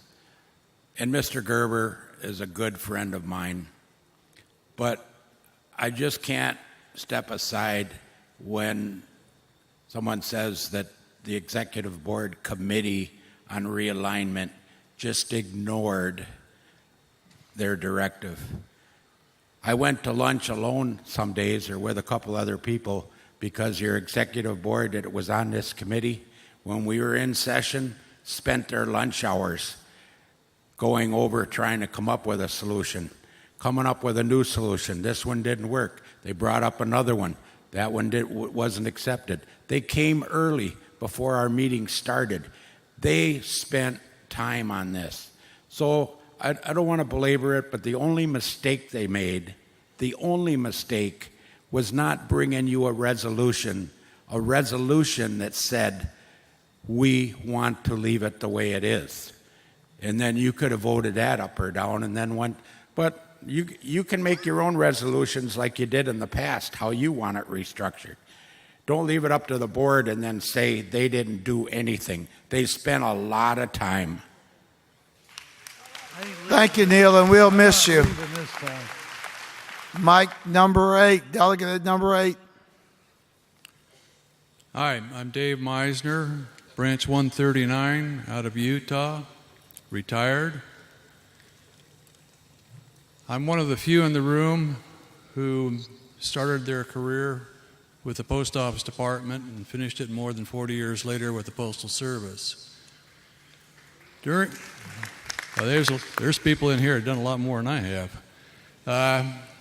I had the honor from 1986 through 91 to spend time in this city working with Bridget Evans and the people of San Diego, and found them just as warm as what we've experienced here during the convention. It's a wonderful group of people. The head of that group was somebody named Margaret Sellers. Earlier this week, I asked if anybody was going to say anything about Margaret to a whole group of postal people, part of the postal family, meeting in her city. And the person I asked said, you know, I think people have forgotten Margaret. And I've stewed over that this entire convention and felt compelled to at least give you an opportunity to know a little bit about somebody who was far and above. Margaret Sellers was, without a doubt, the greatest leader that I ever had the privilege to work with.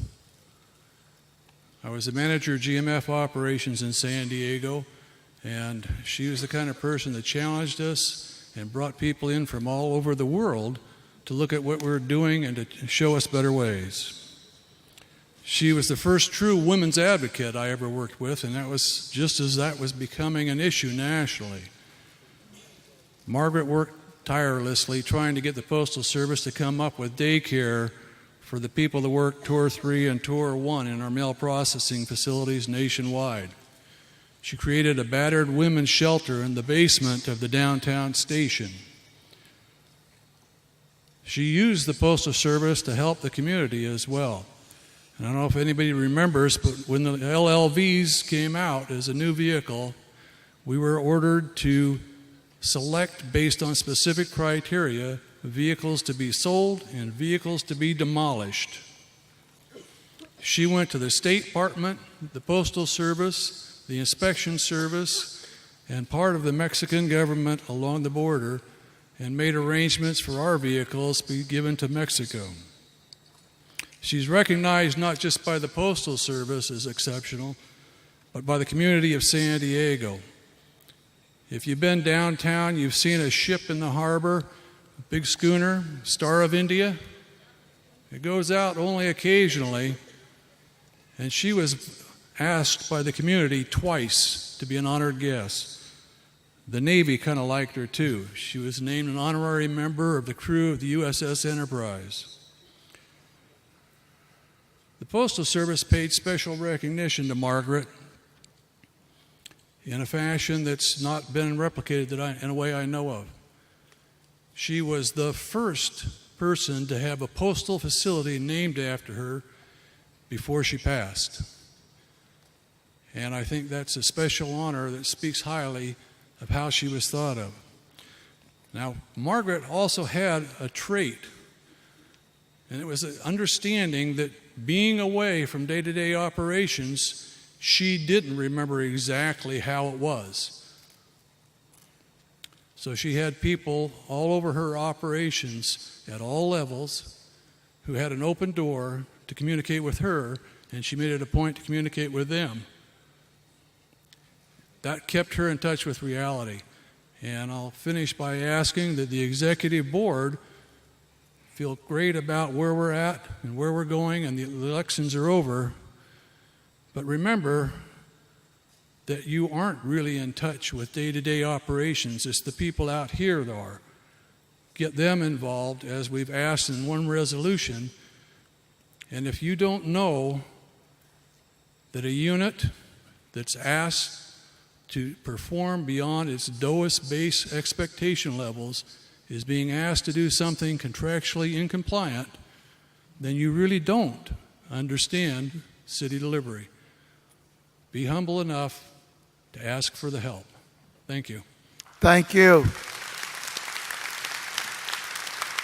Delegate mic number 7. Last time.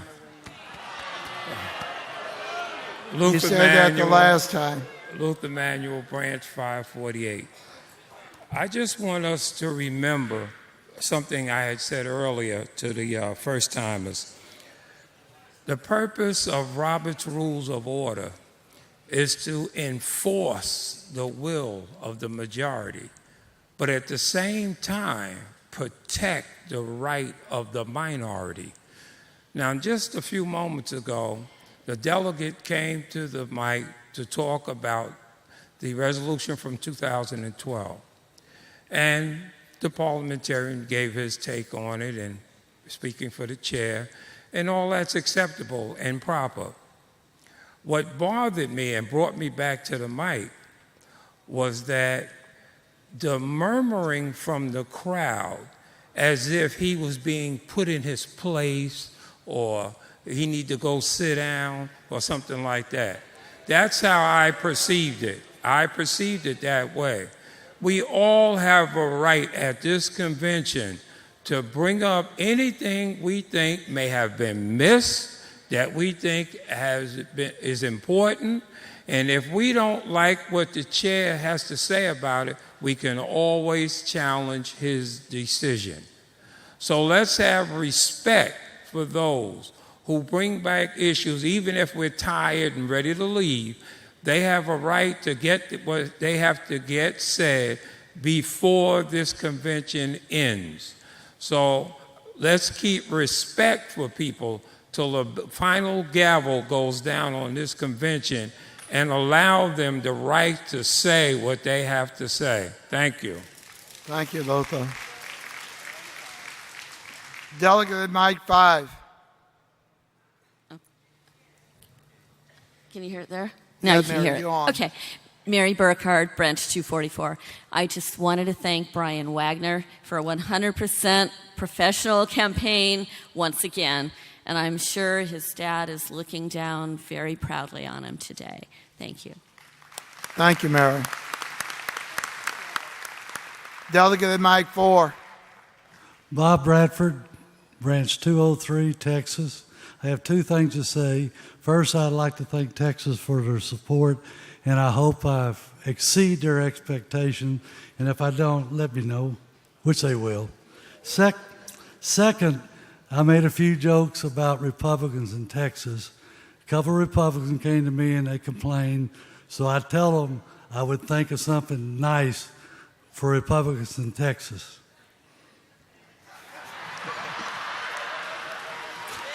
I'm sorry.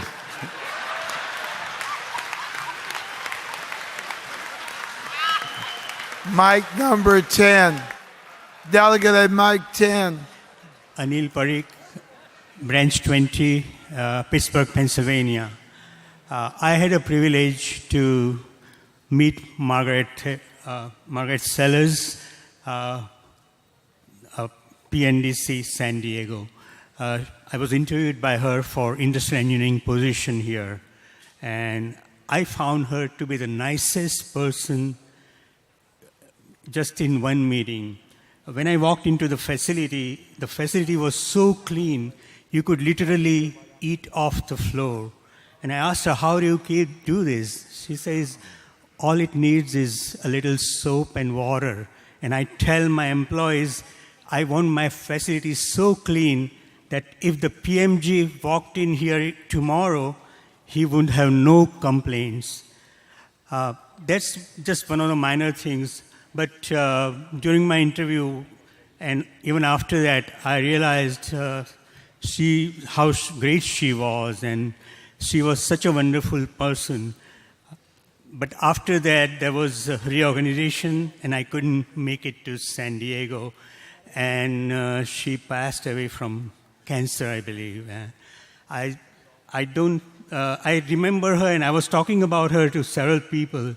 So the previous gentleman who remembered her, I feel good that someone here also paid real tribute to her. Thank you very much. I see the ballot committee has returned, and we will continue in order that we have the mic set up. Mic 9 and mic 7 will be recognized right after the ballot committee has reported. Thank you. Good afternoon once again. Thank you. All right, the results are in. The downtown Sheridan in Colorado, 1,076 votes. Mohegan Sun, Connecticut, 1,489 votes. We're going to Connecticut.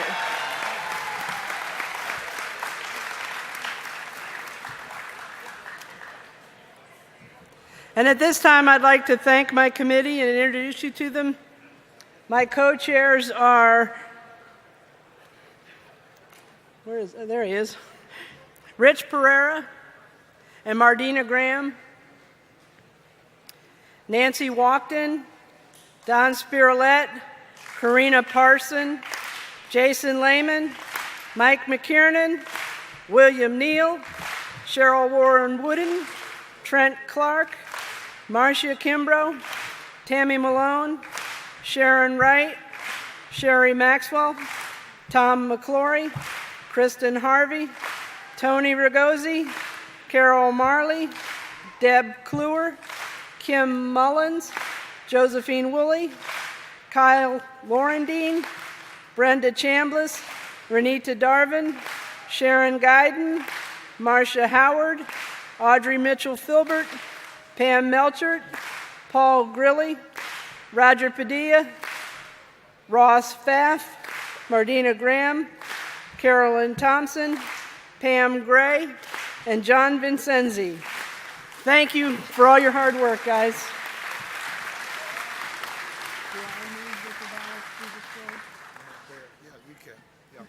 Well, if you want to do it. No. And at this time, I'd like to move that the ballots be destroyed. Do I hear a second? It's been moved and second that the ballots be destroyed. All those in favor, say aye. All those opposed, say nay. Ballots will be destroyed. Thank you. Okay.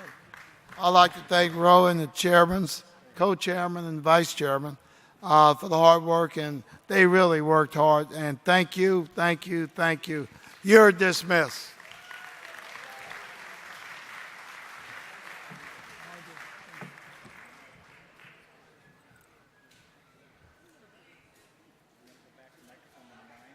Yeah. Delegate, that was at microphone number 9. Please return.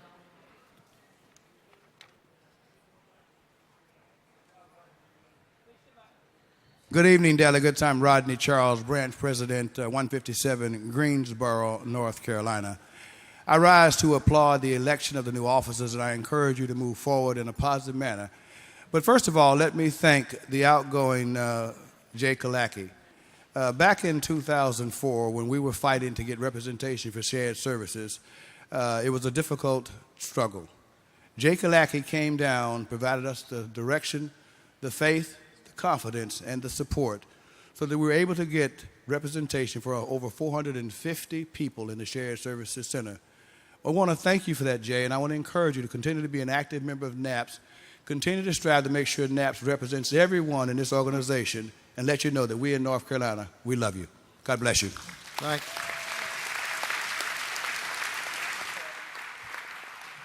Mic number 7. I'm Elizondo, former executive board member, person that gave everybody the clap.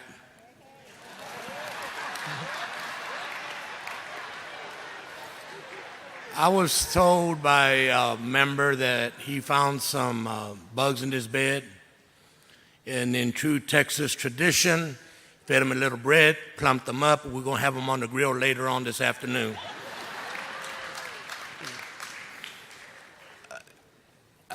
I was on the phone with someone, and we were discussing an illegal move they had done. They claimed RIF procedures, etc.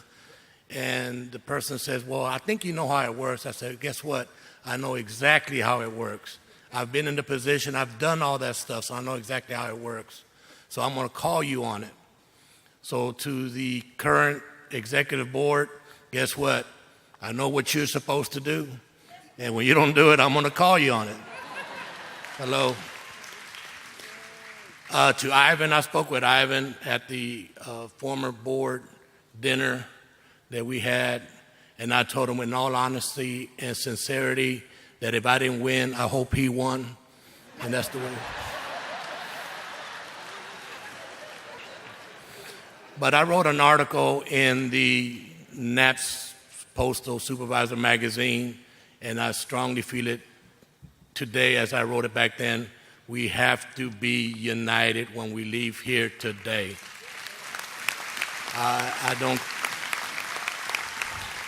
If we don't leave here in trusting the new board, and I'm going to tell you, you got some board members like Chuck Mullador that will challenge the chair, that will challenge the resident officers to do the right thing. But we have to trust them to do the right thing. We have to give them our full support, and they certainly will have my full support. Thank you. Thank you, Jaime.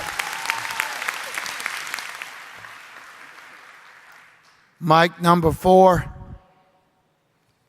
My name is Sam Morse. I'm president of Branch 73 in New Orleans, and I would like to congratulate all of the executive board that was elected today, and I would like to extend a welcome or an invitation for the ones that were not elected to remain vigilant, just as Luther said, and not just give up. But the main thing I come up here to ask is this one book. This is my second convention, and 2 years ago in the new members briefing, I asked the question, and I still see that you haven't done it. You as a board have to be responsible enough. These photographs in here are so old that I can't recognize these people. John Aceves, where is he? He's not, this picture's not here. All of these people in here. Tim Ford, who is that guy? Please, with the new board, update these pictures so that when I read the report of Tim Ford, I can see who he is. Thank you very much. Thank you, Sam. Mic number 9. We have to be out of here in about 15 minutes, and we still have to hear one of the most important reports. That's from Bruce and Jay concerning the upcoming congressional ideas. Okay. Thank you. Mic number 4. Do you mean 9? Oh, number 9 then. Cy Duma, New England Area Vice President. 2 things. First, I want to thank the delegates for voting for Mohegan Sun. The New England branches will try to replicate. It's going to be tough to compete with the great job that San Diego did, but we'll give it our best shot. And Gary Baker, the Director of Sales for Mohegan Sun, if you permit him to go up to say a couple of words, I'd appreciate it, Louis. He's right here. Yield him your time. Okay. Anybody see the movie Jerry Maguire? Woo! Woo! That's all I have to say. We will see you in New England in 2018. I will see you at Gaylord in 2016. I cannot say thank you enough to all of you, to all of our New England delegates who helped us put this together. Thank you so very much from the bottom of my heart. We appreciate it. We're going to have a great time in 2018. Thank you, thank you, thank you. We'll see you soon. Yeah.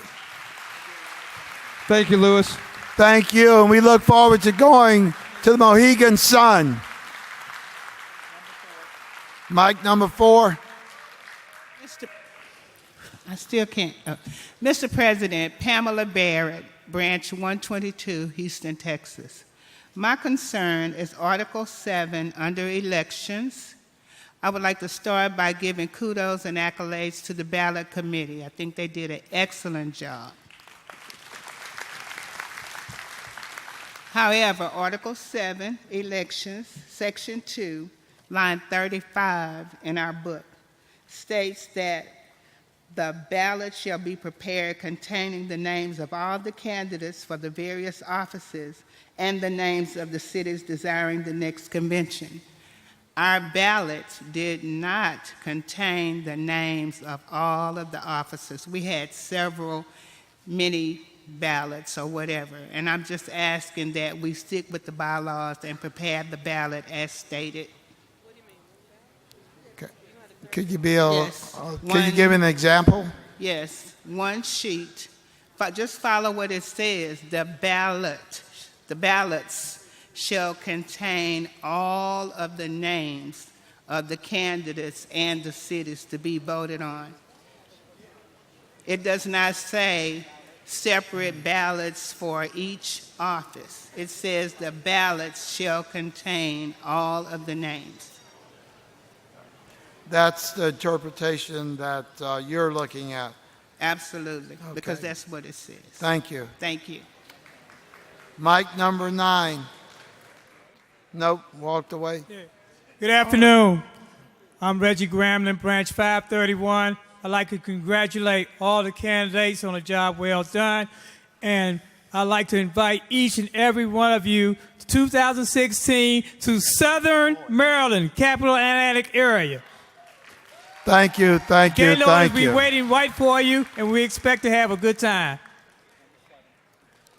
Mic number 7.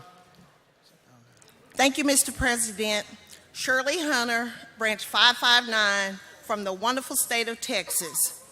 I just wanted to let everyone know that as a first-timer, I have truly enjoyed this process, seeing my family members of how you get your resolutions up for our executive team to go and sit down with headquarters with all of our issues.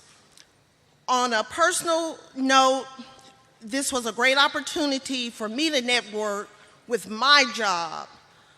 I am a headquarters ergonomic specialist for the southern area. My counterpart, Maggie Paz, does the Northeast. We want to help each and every one of you with your safety issues concerning MSDs. Because if you're losing one employee, then that's one less that you have. So go to our website, check us out, see what we need to do. And on my last note, thank you all for all of my pens. Thank you. No, we thank you for coming. Bring another first-timer next time. Mic number 6. Ladies and gentlemen, my name's Tim Ford. I'm a 14th timer, not a first timer. With all due respect to my friend Sam Morris, even I like to look at me with hair once in a while to remember what things were like. Mic number 3. Hello, Maya Simpson, Branch 82, Atlanta, Georgia. I am a first-timer, first time for the National Convention this year, first time for State Convention this year, and first time for my local branch meeting this year.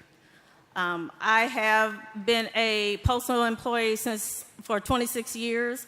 I was promoted EAS in 2006 and became a NAPS member in 2007.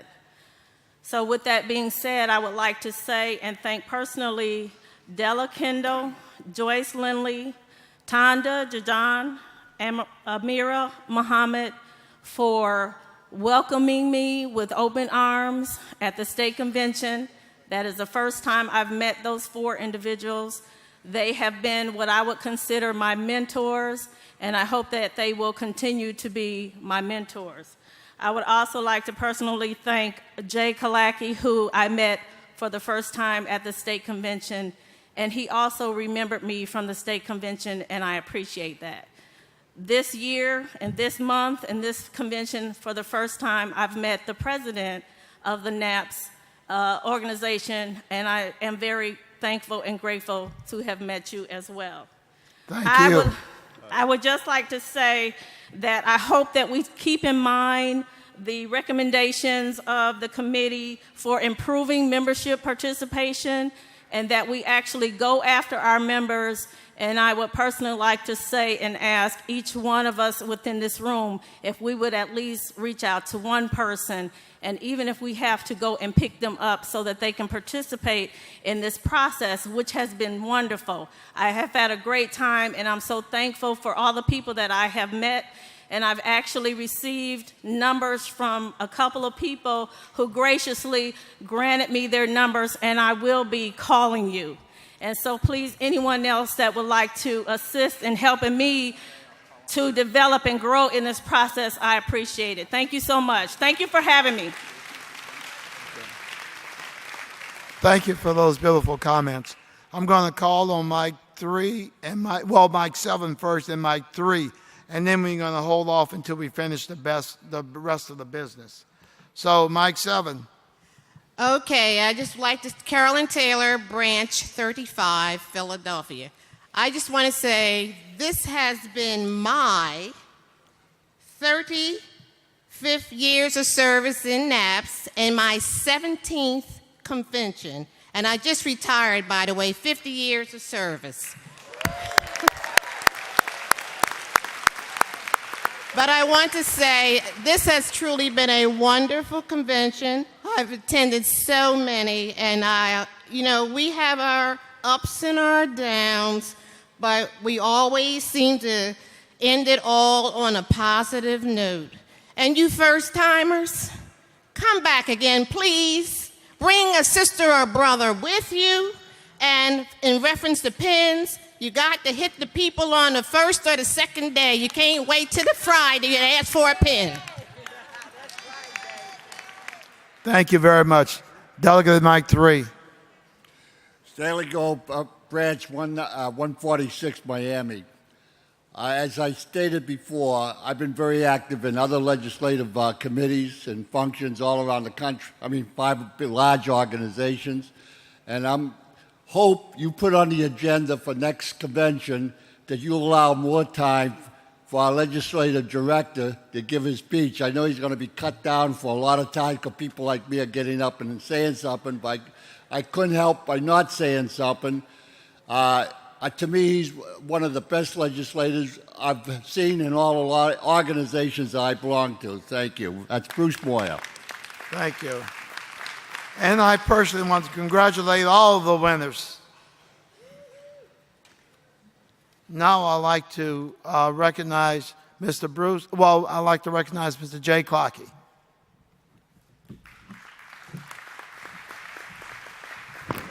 Ladies and gentlemen, we have 2 things to do. I would just like to bring up Elliot Friedman of our NAP staff to just give us a quick SPAC report, and then we'll have Bruce come up. Elliot?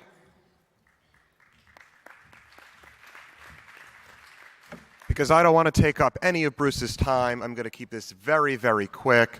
Ladies and gentlemen, in the last week, we have raised over $15,000 for SPAC. We have signed up 24 people for payroll deduction, bringing our total membership on payroll deduction to over 300. And I just want to say thank you for all of your generosity towards SPAC and all of your participation in the legislative process. Thank you. I'm still in the back until we go, so come see me. Thank you.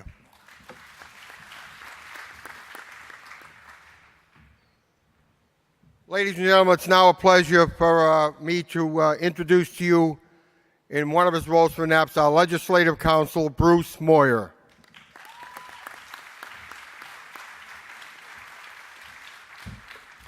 Good afternoon, NAPS.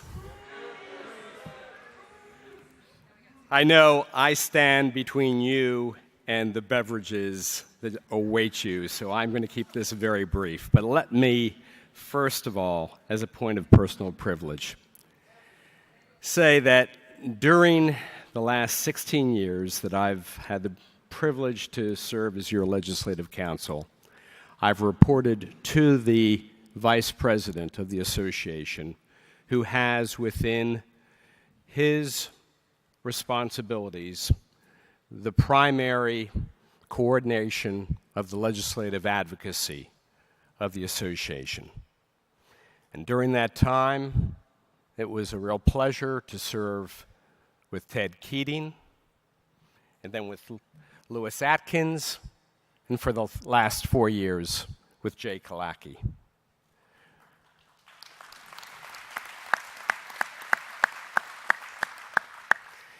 And from the vantage point of someone who had that privilege, I just want to tell you that for the last 4 years, I saw a dedicated officer of the association who served with incredible energy and effort in extending and advancing the breadth of NAP's advocacy and credibility on Capitol Hill.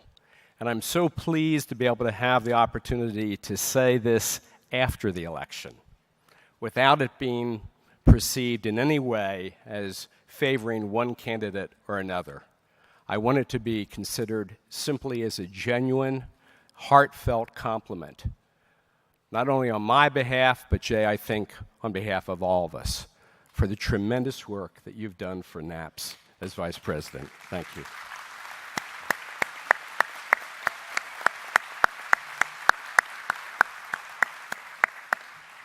Now, let me just very quickly ask you to do something when you return home next week. I know how it is. It's going to be Labor Day, and then you're going to be at work, and everything else has been waiting for your attention.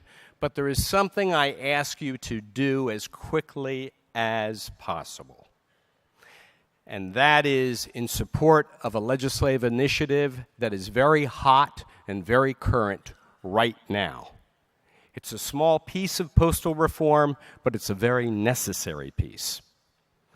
Congress returns from its 5-week recess, 5 weeks, on September 8th. It is not expected to be in session much longer than 2 weeks before they leave again to return home to campaign for the remainder of September, all of October, and the very first days of November before Election Day on November 4th. And then they will return, most likely, for a lame duck session following the elections in mid-November, extending possibly into the first weeks of December. I'll get to the lame duck in just a moment. Let's go back to what happens when they come back in September. Given the gridlock that we see in Washington, there is likely to be only one major piece of legislation that Congress passes in September, and that is a catch-all appropriations bill that extends funding for the government into the next fiscal year in order to prevent a government shutdown. That vehicle, that piece of legislation, will be a birth, a resting point, a vehicle for us to attach a very important provision. And that provision is one that will establish a moratorium for 1 year that stops the consolidation of the 82 processing plants that the Postal Service intends to begin to consolidate on January 5th.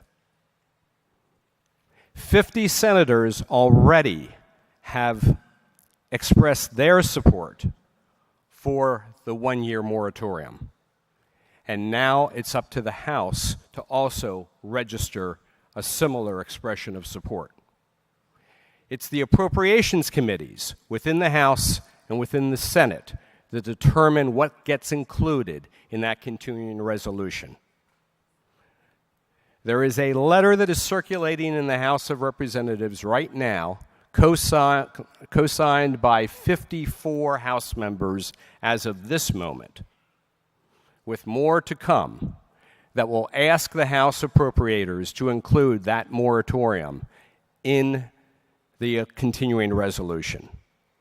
Here's where you come into play. Please go on the NAPS website, to the Legislative Center on the website, and go to the hot button topics and use that opportunity to send a letter to your own House member asking them to co-sign this letter that creates the one-year moratorium. It's very easy to do. Many of you have already done it on similar issues, but we need many, many more NAPS members to do this in the coming days. We have a very short window to cause Congress to bring this about because they're going to pass that continuing resolution in mid-September. Now, why is the moratorium important?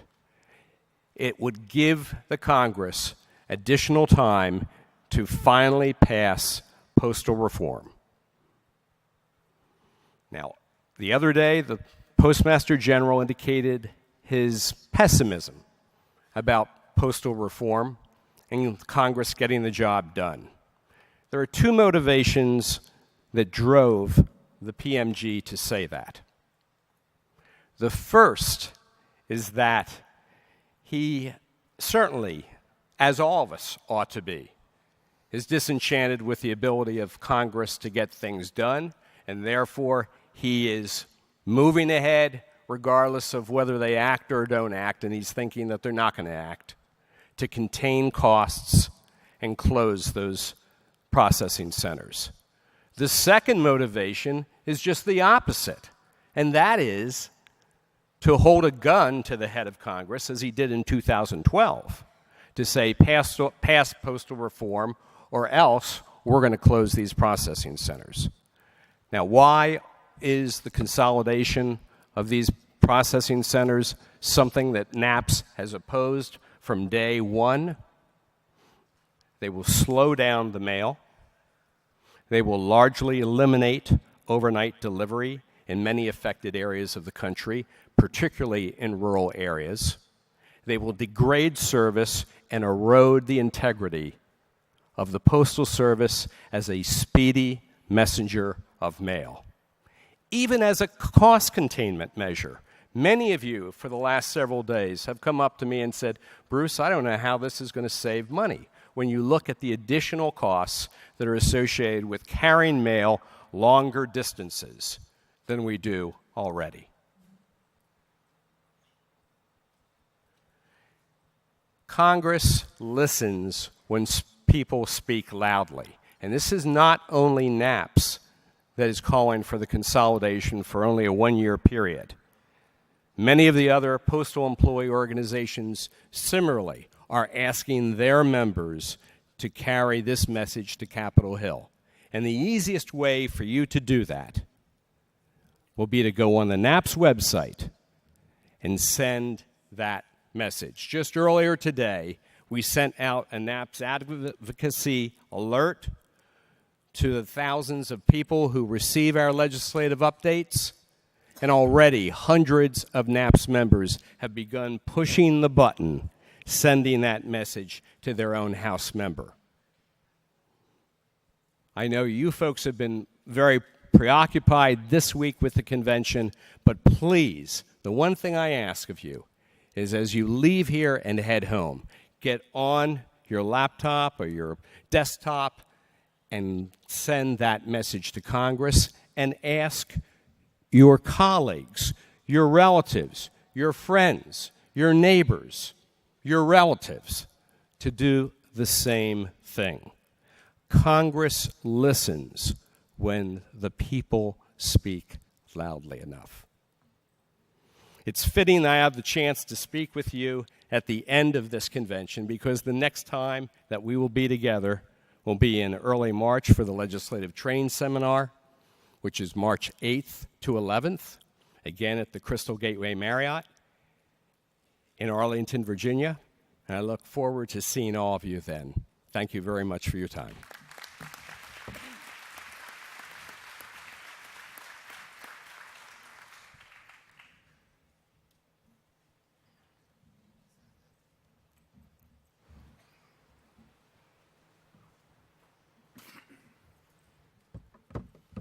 Thank you, Bruce. It's always very informative. Thank you for the job you do on behalf of NAPS. It's always superb. Thank you.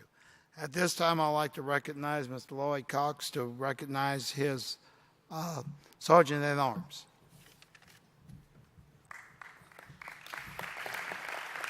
Could I have all the Sergeant of Arms come down front, please? All the Sergeant of Arms, please come down front. While we're waiting on them, my name is Lloyd Cox, a member of Branch James E. Parks Jr., Branch 526. For a personal preference, I want to personally thank Mr. Jay Kalaki for his assistance with headquarter cases as well as some local cases. Jay, thank you so much. And really appreciate your continued support. Okay. Would also like to thank the San Diego branch for the pleasant hospitality. Okay, as they come up, come on up.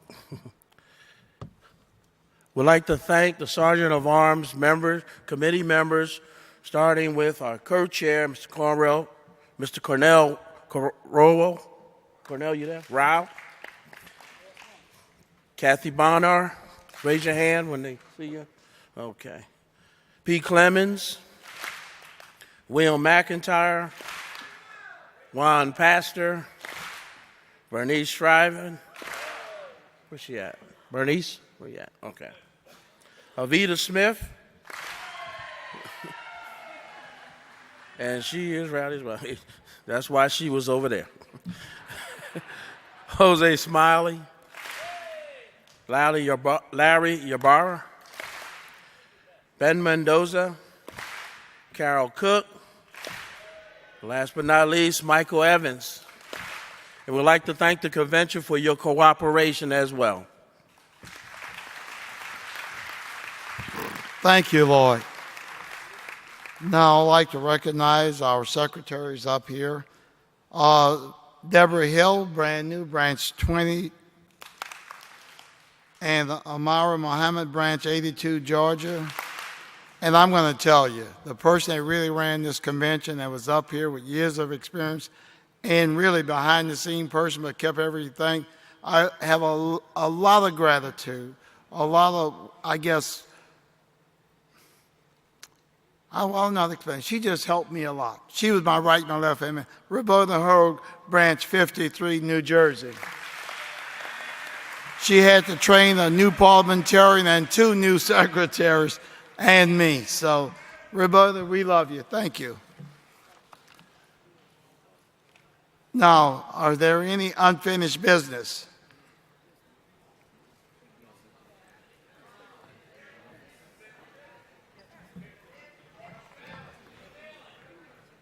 What are you talking about? I can't hear you. Here's your book too. We're just going to do that tonight. You want to do it now? Oh, yeah, well, I thought they had done it. You have a stake. You can do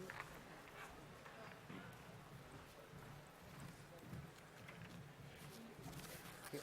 George is the official record. Do you have any? Ladies and gentlemen, up at the front of the auditorium, we have a large plaque that is hung in NAP's headquarters. It's now my pleasure to unveil to you the SPAC Hall of Fame class of 2014.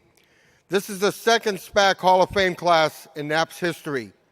The inductees to the SPAC Hall of Fame are chosen on 3 separate criteria, including political advocacy on behalf of NAPS, fundraising efforts on behalf of SPAC, and personal generosity towards SPAC. At every national convention starting in 2012, One Hall of Fame inductee will be chosen from each of the NAP's 5 regions. When I call your name, will the inductees please come up to the front of the auditorium? From the Northeast region, Ann Cornish, Branch 11. From the Eastern region, Michelle Randall from Branch 531. From the Central region, Kevin Trayer, Branch 142. From the Southern region, Ann Strickland, Branch 146. And from the Western region, Melissa A. Gerber, Branch 139. At this time, I would also like to invite up the previous inductees to the SPAC Hall of Fame, including Tommy Roma, Ivan Butts, Ira Dickman, Jerry Sebastian, and Mary Burkhardt. Thank you all for your leadership and generosity towards SPAC.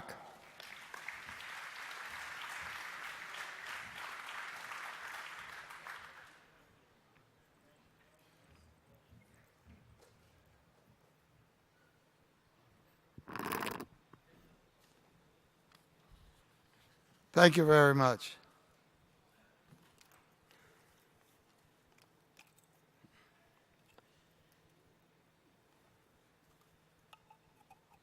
Is Ted Keating in the house?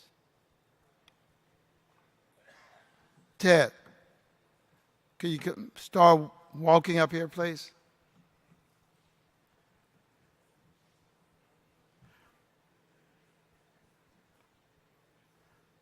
Will all the newly elected officers please come up to the front of the hall?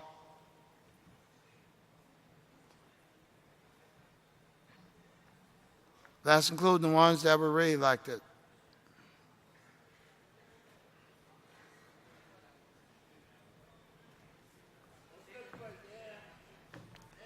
You have yours. I'm going to start installations. Yeah, right here. Huh? Oh, you can. They're here, but you can use your. Leave them there because I can turn the page better. Okay.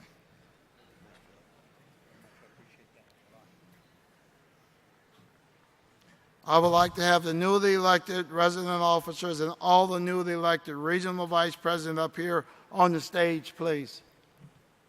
On the stage.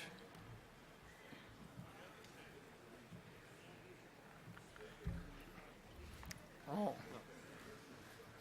They sit here, up here on the stage.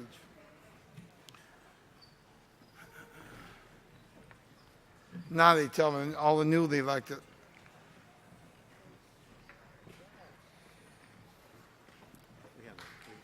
Yeah. They can do it on the stage.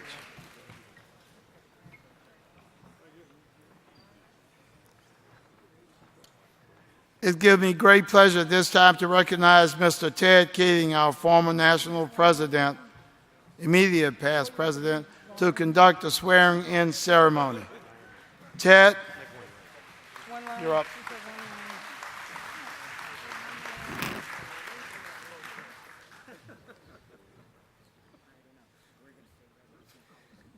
Good afternoon.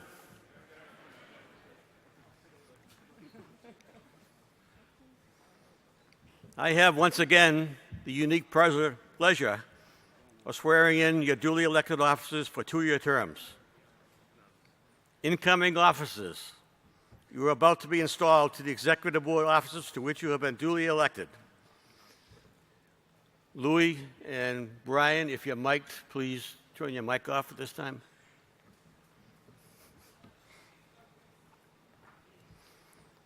All incoming officers, please raise your right hand and repeat after me. I state your name. Upon my word of honor as a postal supervisor, manager, or postmaster, and as a responsible person in the presence of those assembled here and before the flag of our country, I accept the office to which I have been elected. I will faithfully and to the best of my ability, discharge the duties of the office of which I am about to enter. I pledge that in dealing with my fellow workers, to practice the golden rule, do unto others as I would have them do unto me. I pledge to follow the honored tradition of the Postal Service,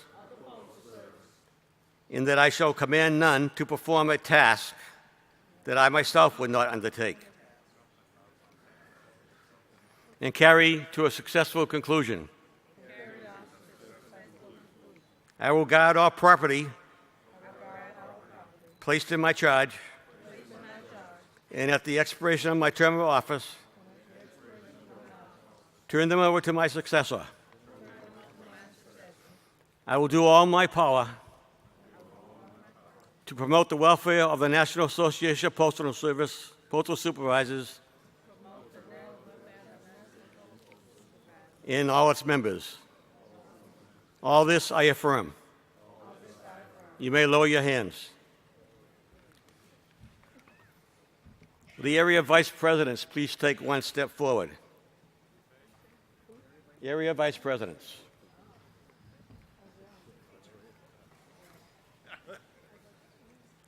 It is your duty as members of the Executive Board to participate with the other officers in scheduled board meetings and therefore to conduct all business of this association during the interim between conventions.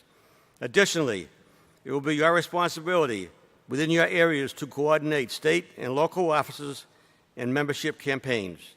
You shall also perform other such duties as assigned by the President. I am confident you will faithfully perform the duties of this office. It is my pleasure to declare you are duly installed as Area Vice Presidents. Congratulations to you all.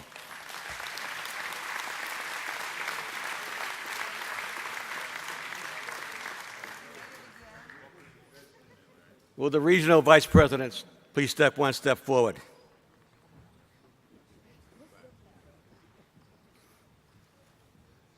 It is your responsibility to coordinate the activities of the area vice presidents and to act as chairs of membership within your region and to assume such other duties as assigned to you by the President. I now declare you duly installed as regional vice presidents. Congratulations.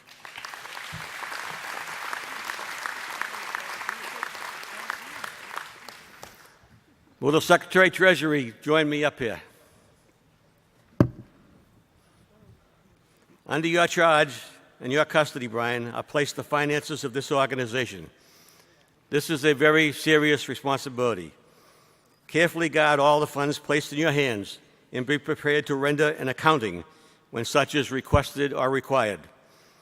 There can be no doubt that the success of any organization depends to a large extent on the person selected to this position. It is a position that requires tact, experience, patience, and accuracy. It is my privilege now to declare you duly installed to the position of Secretary-Treasurer. Brian, congratulations. Thank you, Ted. Thank you very much.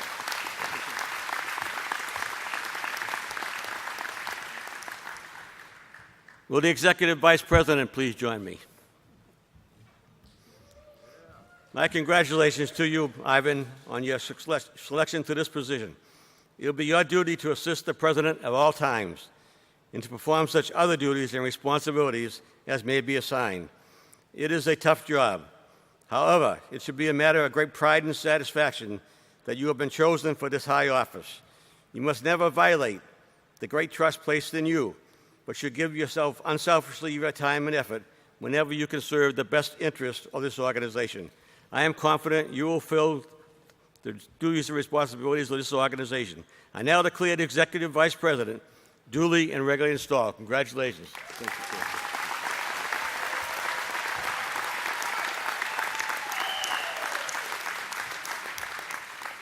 Will the President-elect please step forward? I feel much nicer standing beside you than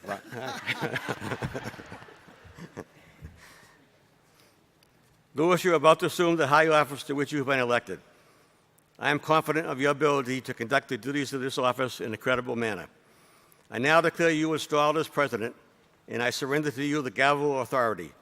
May you use it with firmness, fairness, and impartiality. And may your tenure of office be beneficial to all postal supervisors, managers, and postmasters. You are now installed. Congratulations. Thank you, Chad. Thank you. I'm going to make two comments, and I'll tell you that.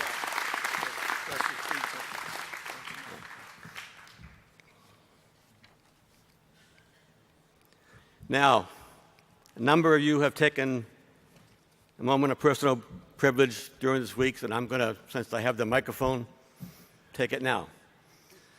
Now, I'll be real brief because I know it's getting late.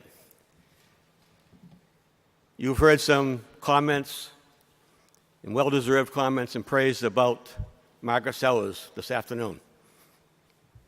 But there's another San Diego person who also deserves to be mentioned at this convention. In 1980, I had the pleasure and honor to meet the late Mo Toomey at the 1980 convention and actually spent some time talking to him. And for those of you that don't know, he is the gentleman, a great leader of this organization for whom the branch is now named. At that convention in 1980, there was also a young man from Baton Rouge, Louisiana, named Lewis Atkins, and another young man named Ted Keating from Saugus, Massachusetts, who were elected as area vice presidents for their respective areas in 1990. What are the odds that the two of us would not only go on to be resident officers, but go on to become presidents of this great organization?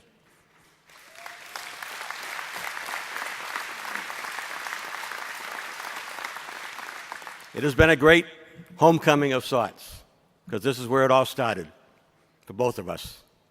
I leave here with great gratitude to the San Diego branch. You have done a fantastic job, and I know that Mo Toomey would be very proud of looking down at you. Thank you very much for your courtesies this week. Thank you.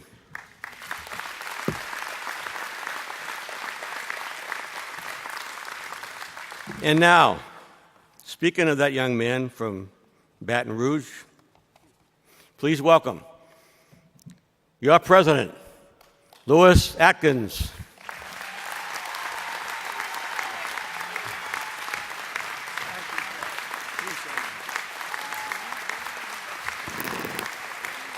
Thank you, thank you, thank you.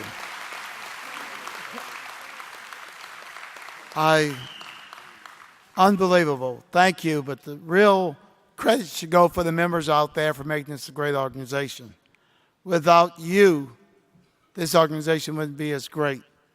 And I'm going to cut it short, but we're going to be unified, step forward, and become a better organization for our members. That includes the benefits and working conditions. We'll do that. But I would be remiss in not saying that I would be standing before you today if I didn't recognize and give credit to the woman that I married in 1970, 43 years ago, Benita Atkins. Thank you.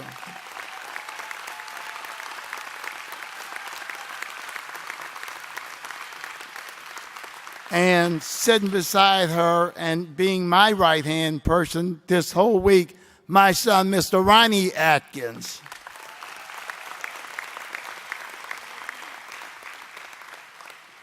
That's my immediate family here. My daughter and my grandson was here earlier during the week, but school started, so they had to go back. But I want to applaud the rest of my family, and that's you, my NAPS members. I love you all, and together we're going to move forward. But you are my family. I love you, love you, love you, and thank you, thank you, thank you.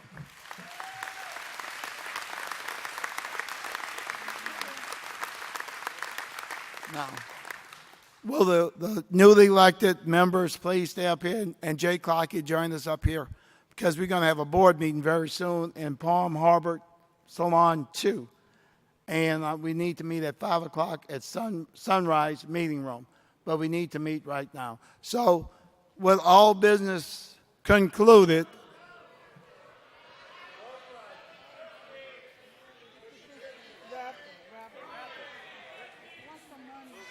Oh, you're worried about your money. I thought I had won that already.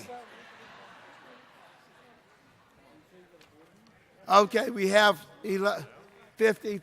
Well, just step down there because I don't want to release you and let y'all go anywhere. Just, I want to stand here. You can stay here too. Stay here. Stay here. 50. Stay here. They're already gone. Stay close. The 50-50. Would they come forward? Who's presenting the 50-50?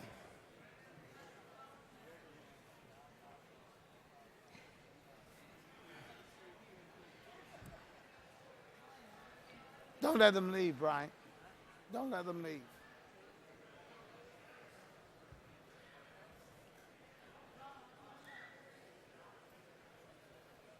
Come on. We gotta get out of here. We rushing. We gotta get out of here. We're about 20 minutes behind. I know. Okay. Why you talk so long, Louis? Huh?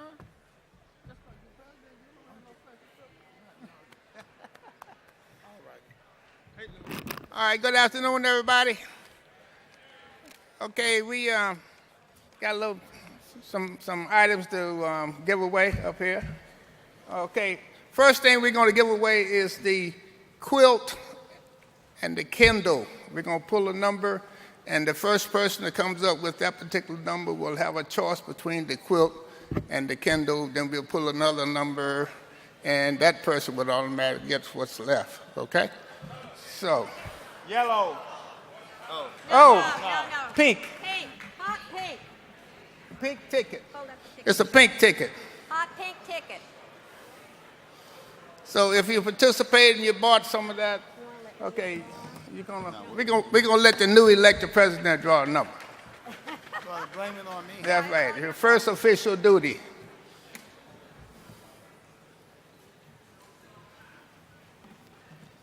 Okay, 050008. Pink ticket. 050008. Here he comes, right over there. Okay, he gets to pick which one he wants. Right. You get to pick between the quilt and the Kindle. Gee, I wonder which one to pick. Okay, Louis, go ahead and pull another number while he's coming up. Yeah. There you go. And then wait and we'll see which one he took and then you can see. Which one you want, the Kindle or the Afghan? Okay, let him have that ticket over Yeah, there. make sure it's right. There you go. Okay, the next number will automatically get the quilt. That's 050084. 050084. Another winner coming up from the back. There she comes. Let me have that number. Yeah.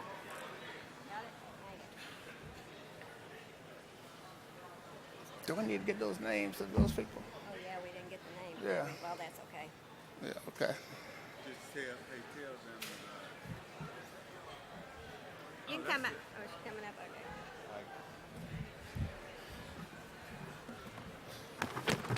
Okay, next one, we're going to pull a yellow ticket for the gift cards.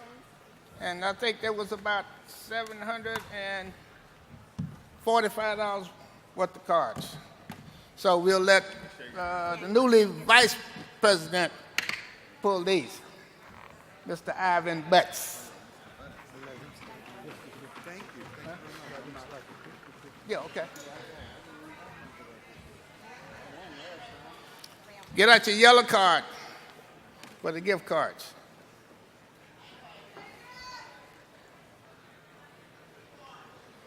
Come on, Ivan, quit trying to pull your own number. You can't remember what your number was. Okay, for the gift cards, 534598. 534 598.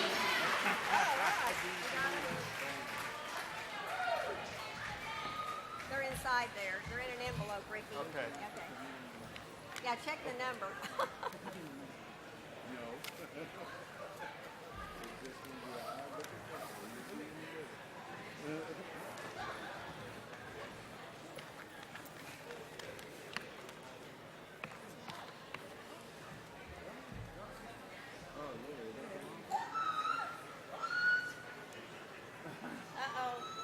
It's not hers. Wait a second. Seems to be a problem.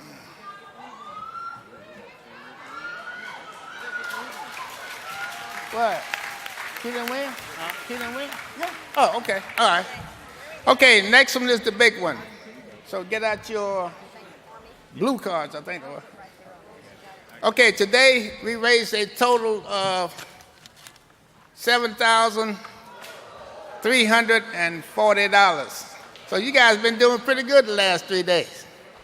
So tell him what the winner's going to get. The winner's going to get $3,670.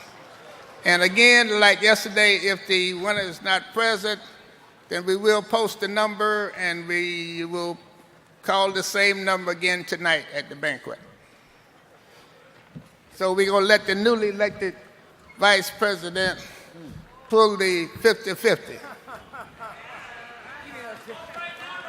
Oh, I don't know. There might be a, yeah, I don't know about that. Yeah, I don't know. Yeah. Yeah, I don't know. But if it wins, they might take Yeah.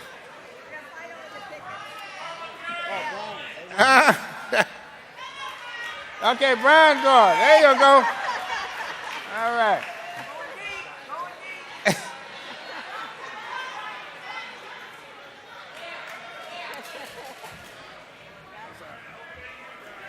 Okay, here we go. 810 909.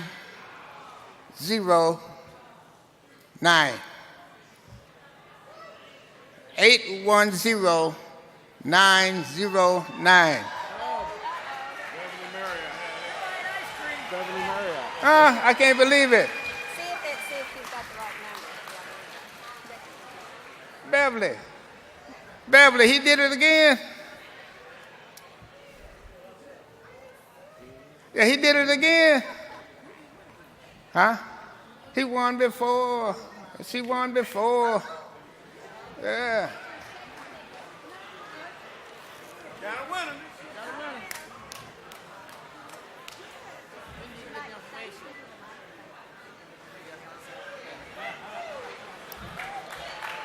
Okay, that is Miss Beverly Marriott from Raleigh.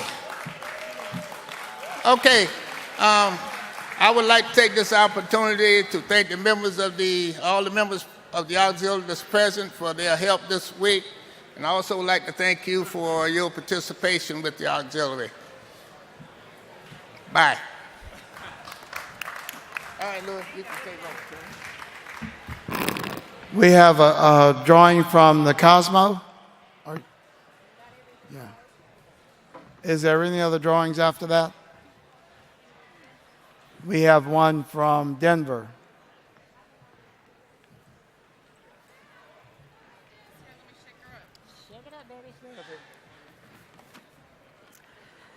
Good afternoon.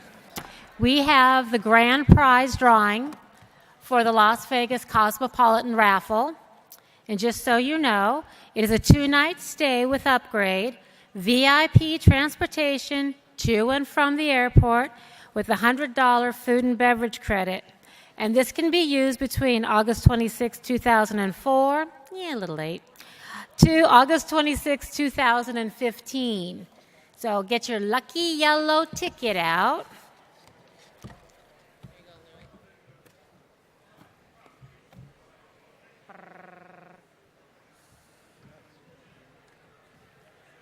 And the winner is 052 6487. Once again, that's 052-6487. Oh, someone's coming up. Congratulations.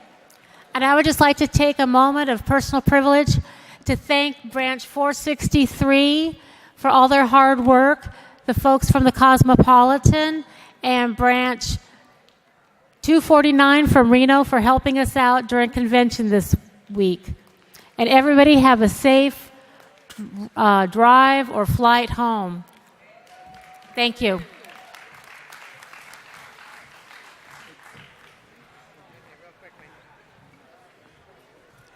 Real quickly from Branch 65 and the Sheridan, I have some door prizes that weren't collected last night, so I'll read off the numbers and I'll let you come find me out in the hall.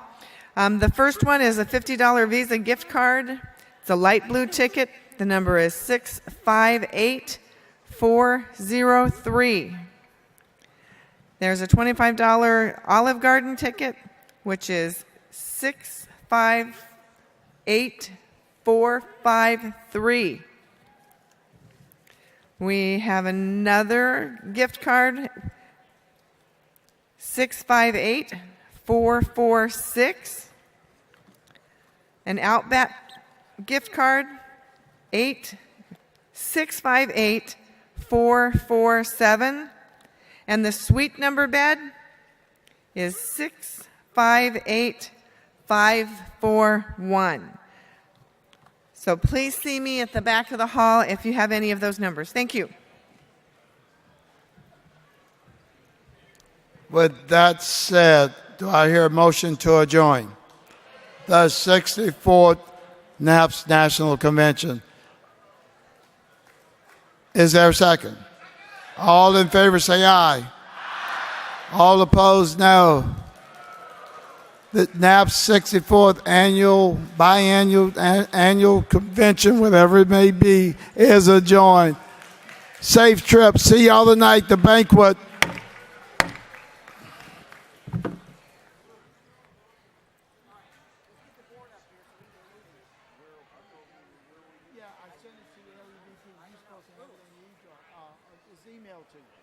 It should be.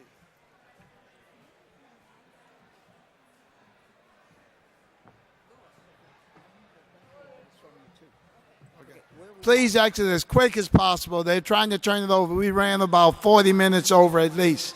Thank you. Please exit as quickly as possible and allow them to prepare for the banquet. It was a true pleasure. Thank you. We'll be in so touch. much. You have a great night. I'll call you We'll be in during touch the for sure. meeting.